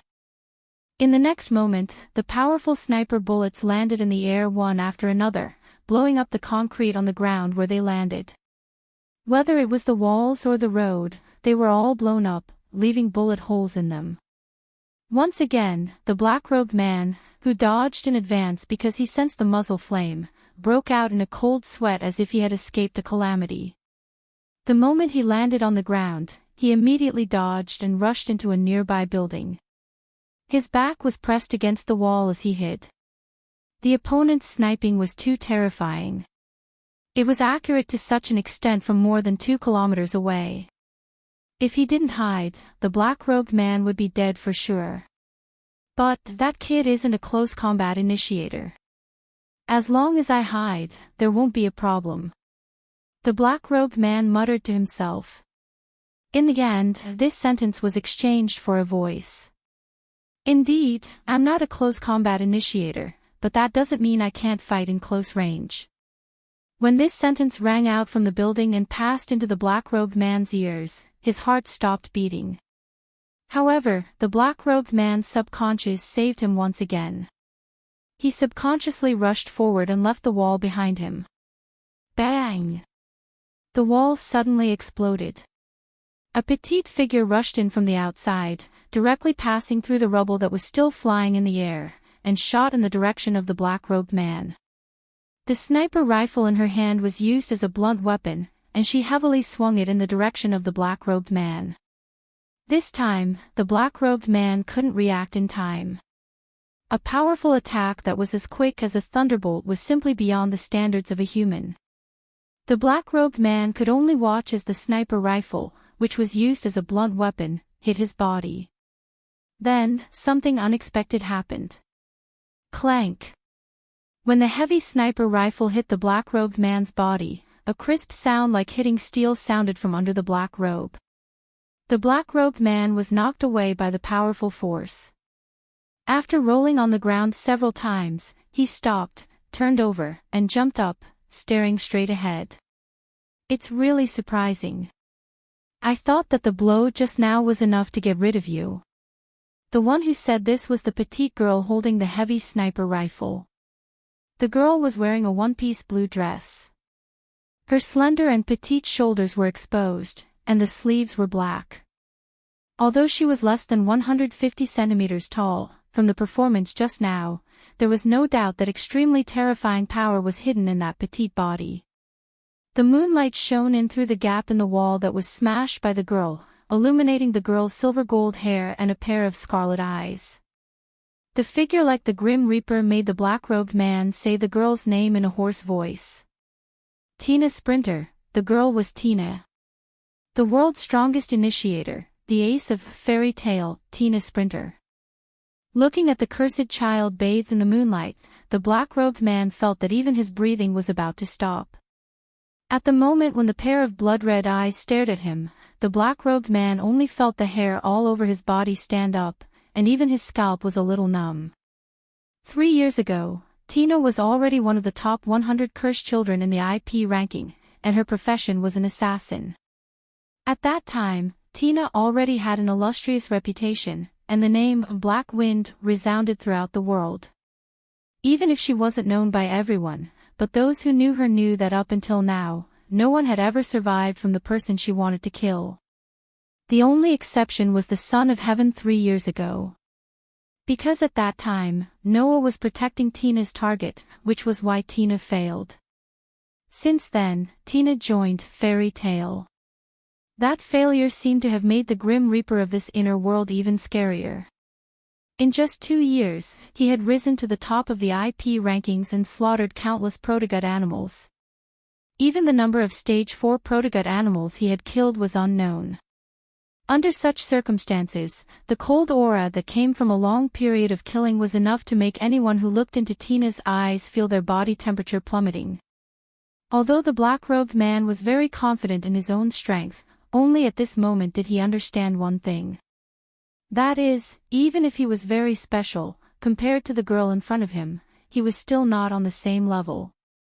Damn brat, being forced to realize this, the black-robed man's face under the hood began to distort.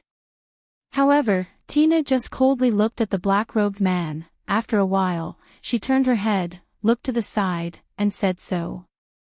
Okay, all of you, come out. As soon as the words fell, the entire place suddenly fell silent.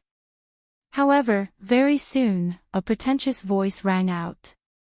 I was discovered so easily, as expected of the legendary Black Wind. Accompanied by such a voice, two figures rushed out from the shadows where Tina was looking and landed next to the black-robed man. Looking at the two people, Tina frowned slightly. "Allow me to introduce myself, Honorable Strongest." A tall and slender man in a crimson tuxedo with a clown mask on his face took off his hat and bowed toward Tina in a pretentious manner. "My name is Leech, Leeching Yin. Beside me is my daughter, Leech Little Binay. Let's say that 3 years ago, I was acquainted with that mysterious president of your family, right?" "Yes." Leeching Yin.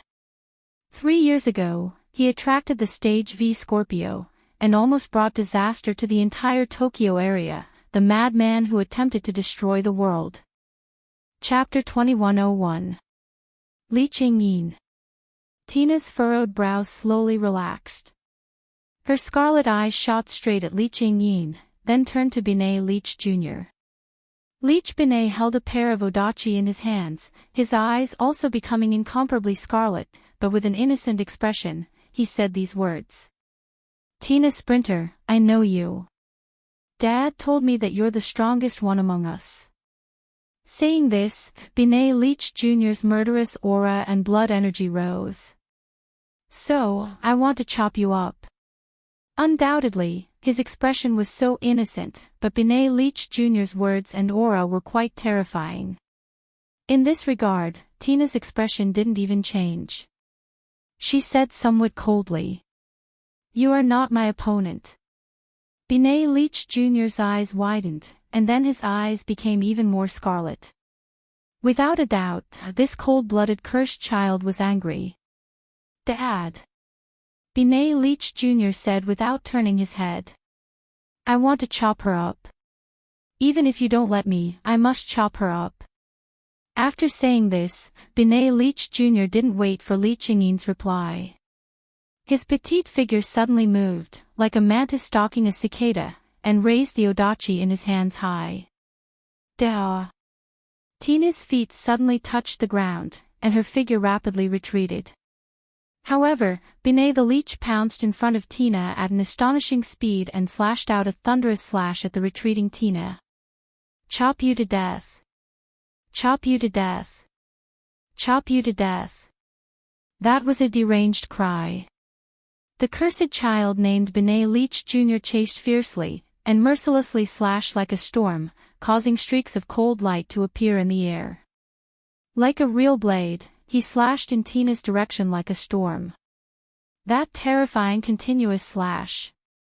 If it was Tina 3 years ago, she would have been cut into pieces. After all, 3 years ago, Leeching Yin and Binay Leech Jr.'s IP ranking was already 134, and this ranking had been frozen for a long time, and there was no update. 3 years had passed, and Leech Little Binay's strength had increased by leaps and bounds.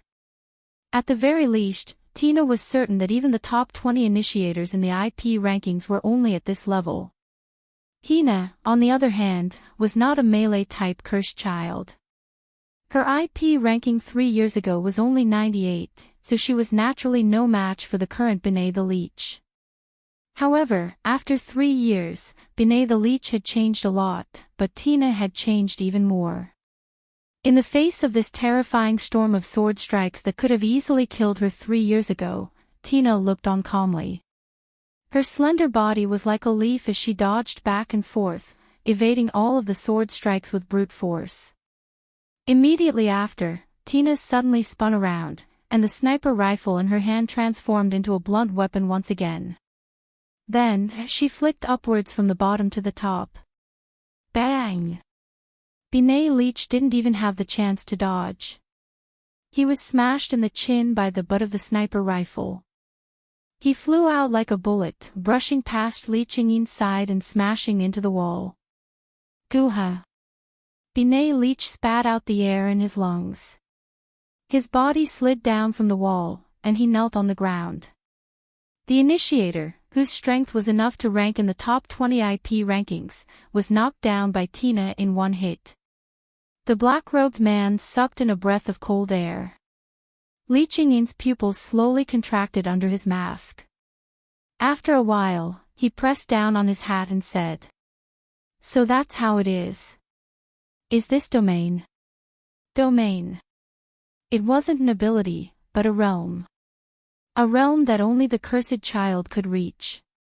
When the cursed child broke through the limits of their growth, a phenomenon called domain would appear on their body. Those who reached domain had extremely powerful strength. Those who hadn't reached domain would never be able to defeat those who reached domain. Of course, this realm wasn't something that just anyone could reach. Only a very small number of initiators with extremely high IP rankings had the possibility of reaching domain. Then, how high was it? This was something that hadn't been calculated yet. However, from the fact that even Tina, who was ranked 98th in the IP rankings 3 years ago, was unable to reach this realm, it could be seen that those who could reach the beginning of the domain would have to be at least in the top 20 or even the top 10 of the IP rankings. Tina had only reached domain realm 2 years ago. After that, her strength greatly increased, and she had won many battles. Finally, 1 year ago, she had reached first in IP rankings, becoming the strongest initiator. In other words, the current Tina's strength was also incomparable to before.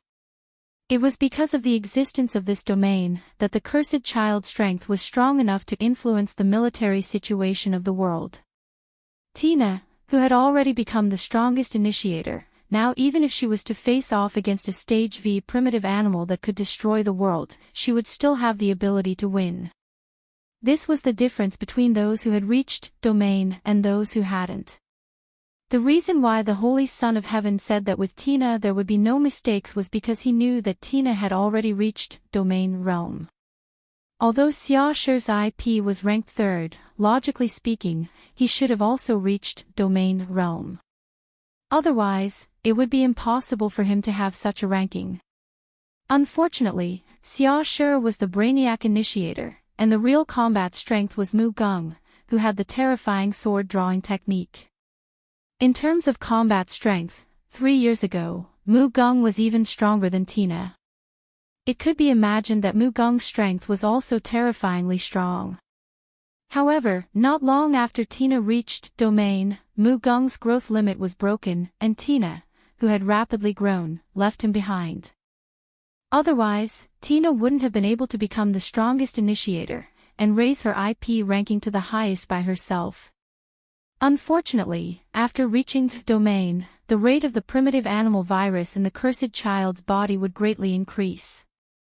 If it wasn't for the fairy tale, which had an agent that completely suppressed the invasion of the primitive animal virus, Tina would have very likely become a primitive animal. He. Li Qingyin let out a frightening laugh under his mask. No wonder you could become that man's initiator. Tui. The black-robed man spat in disdain, and his voice became filled with disgust. As expected, the initiator of monsters is also a monster. Hearing this, Tina's expression didn't change. She lowered the sniper rifle in her hand, and didn't even aim, as if she was really planning to use the sniper rifle as a blunt weapon. Her gaze fell on Li Qingyin and the black-robed man. Who sent you here? Is that important? Li Qingyin let out a low laugh. You only need to know that someone wants the life of the celestial child, and that is enough. Not only the celestial child, but the Holy Son of Heaven is also our target. The black-robed man's laughter was the kind of laughter that only despicable people would have. Of course, the celestial child can die, but the Holy Son of Heaven can't die. I still want to properly dote on her. The vulgarity in his words caused Tina's expression to become cold again. It seems that no matter how much I ask, you won't tell me. Tina stared intently at Li Qingyin and the black-robed man. First, I'll make you lose the ability to fight. Leave the interrogation to our companions in the guild. In the air, an astonishing pressure suddenly filled the air. The most powerful initiator who had reached the realm of domain was finally serious. The first to react was Li Qingyin. Li Qingyin suddenly pulled out two very strange-looking guns from his waist, and without hesitation, he pulled the triggers one after another at Tina. Bang bang bang bang bang. Following the continuous firing of the guns, bullets pierced through the air, and enveloped Tina's direction. However, before that could happen, Tina had already disappeared. With a flash, she dodged the incoming shots like a ghost. Ignoring the bullets that fell near her feet, she suddenly charged forward. The sniper rifle in her hand whistled through the air as it violently swung toward Li Qingyin. Her speed was astonishingly fast. With Li Qingyin's speed, it was impossible to dodge. However, Li Qingyin wasn't an ordinary person. Snap! Li Qingyin suddenly snapped his fingers. Hum! In the next instant, an invisible repulsive force suddenly expanded from Li Qingyin's body, and it met Tina's sniper rifle. Dong! The sound of a heavy impact resounded. Chapter 2102. Boom! The powerful sniper rifle and the invisible repulsive field collided with each other.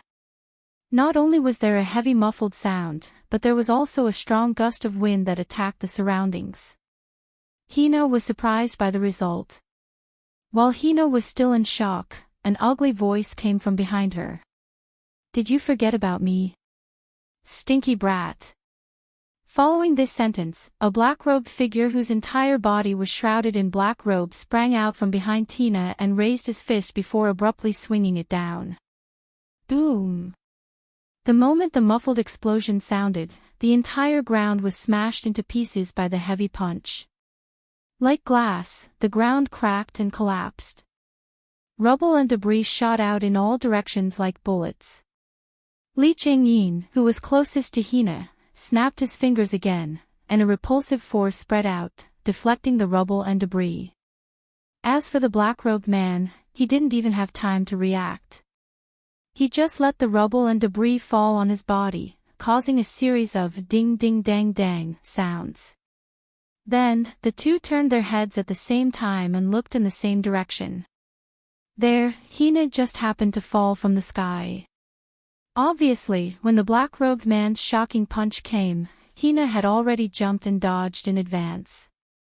After standing still, Hina looked up and stared at Li Qingyin and the black-robed man. Her eyes began to change. "So that's how it is," Hina whispered. "Are you also the product of the new human creation project?" If that wasn't the case, then there was no way to explain the repulsive force that Li Qingyin used in the black-robed man's strength and defense. It was obvious that it wasn't a power that an ordinary human could have. Li Qingyin had an imaginary device implanted in his body that could create a repulsive force field within a certain range. The black-robed man's body must have been modified as well. He probably had a mechanical body like Rintaro. Both of them were mechanical soldiers created by the new human creation project. Speaking of which, you're also a product of the new human creation project, right? Li Qingyin seemed to have thought of something and looked at Hina with a burning gaze. With a chip implanted in his brain, he can control a small reconnaissance aircraft called Heartfelt from a long distance. He can snipe from a very long distance and control all the information within his reconnaissance range. He's a super existence that combines the power of the cursed child and the mechanical soldiers. Furthermore, he's reached the realm of domain. I really want you to join us. Unfortunately, I won't betray my brother, Hina said without hesitation. The only person I can follow is my brother. But that guy has already disappeared, the black-robed man said with a cursing tone and a smile. Maybe that guy is already dead. As soon as he said that, whoosh! Tina's body transformed into a series of afterimages as she hurtled toward the black-robed figure. The black-robed man was shocked. He quickly crossed his arms and blocked in front of himself. In the next moment, a sharp military dagger was tightly grasped in Hina's hand. With a cold glint, she stabbed at the black-robed man like raindrops. Ding ding ding ding ding. The continuous stabs landed on the black-robed man's body, causing a series of crisp sounds. Ha ha ha ha. The black-robed man laughed out loud. It's useless. No matter what kind of attack it is, it can't hurt me. Hina ignored the ear-piercing laughter. The military dagger in her hand continued to stab. The onlookers could only see the cold glint of the dagger as it landed on the black-robed man's body, causing a series of crisp sounds. The first person to realize that something was wrong was still Li Qingyin. That idiot! Li Qingyin raised his gun without hesitation and pointed it at Hina. However, Hina suddenly took a step and darted into the black-robed man's shadow. Li Qingyin's gun suddenly lost its target.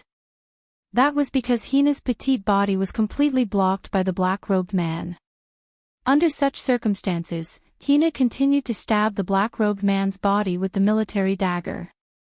If one looked closely, they would realize that Hina's relentless stabs all landed on the black-robed man's left shoulder joint. Thus, when Hina stabbed the military dagger for the umpteenth time, there was no crisp sound this time. Crack! The sound of something cracking suddenly came from the black-robed man's left shoulder. What? The black-robed man cried out. Tisk! Li Qingyin was speechless. He gave up on the gun and rushed out. He activated the imaginary device in his body and concentrated the repulsive force field on his palm, forming an invisible repulsive force spear. Ah!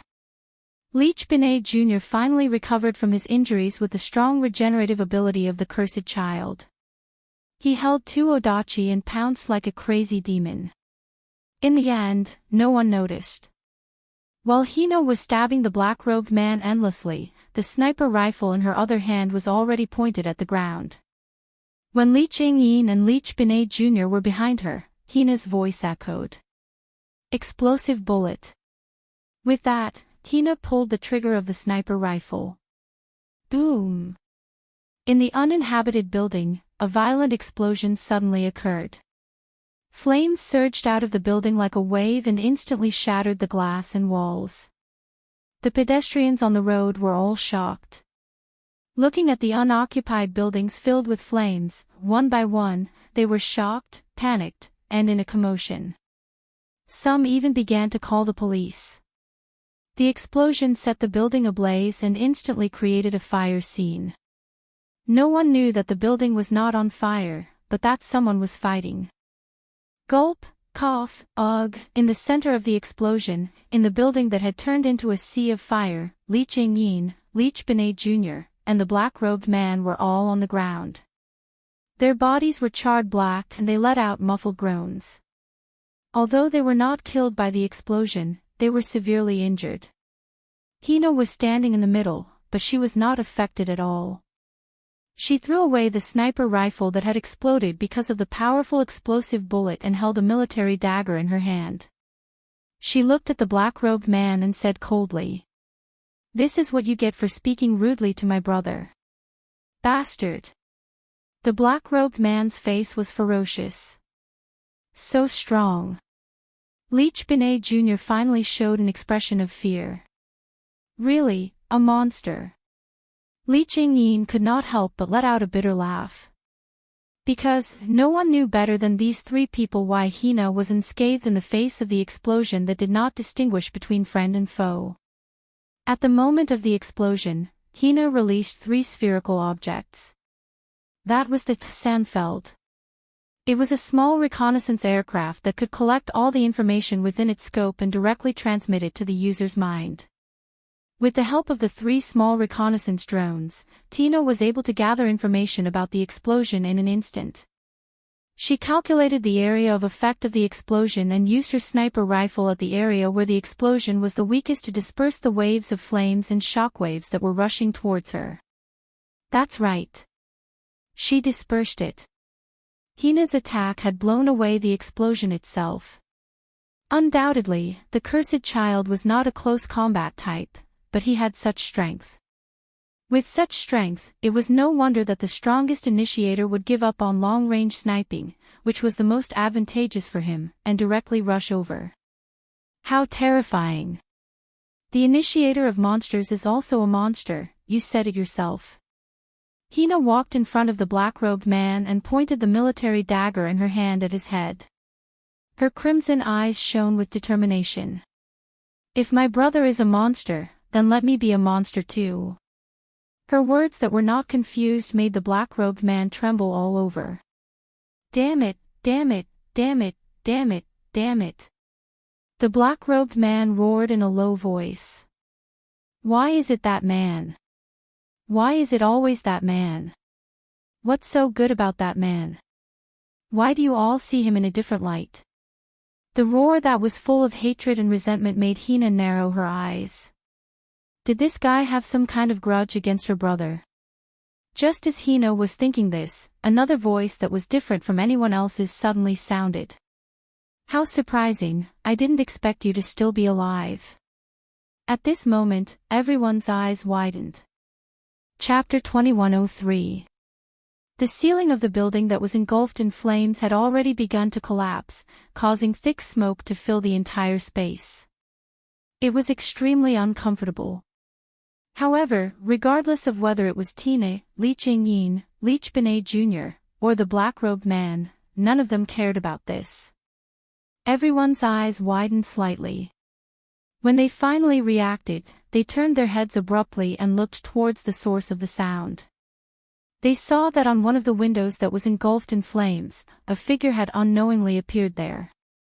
He sat on the windowsill, ignoring the surrounding flames as a pair of deep, dark eyes met everyone's gaze. You've grown up, Tina. Brother. The crimson color in Tina's eyes instantly disappeared, and they returned to their original color. The coldness that Tina had been carrying since the beginning of the battle had disappeared without a trace, and was replaced by excitement. He's actually back. Li Qingyin's expression changed abruptly under his mask.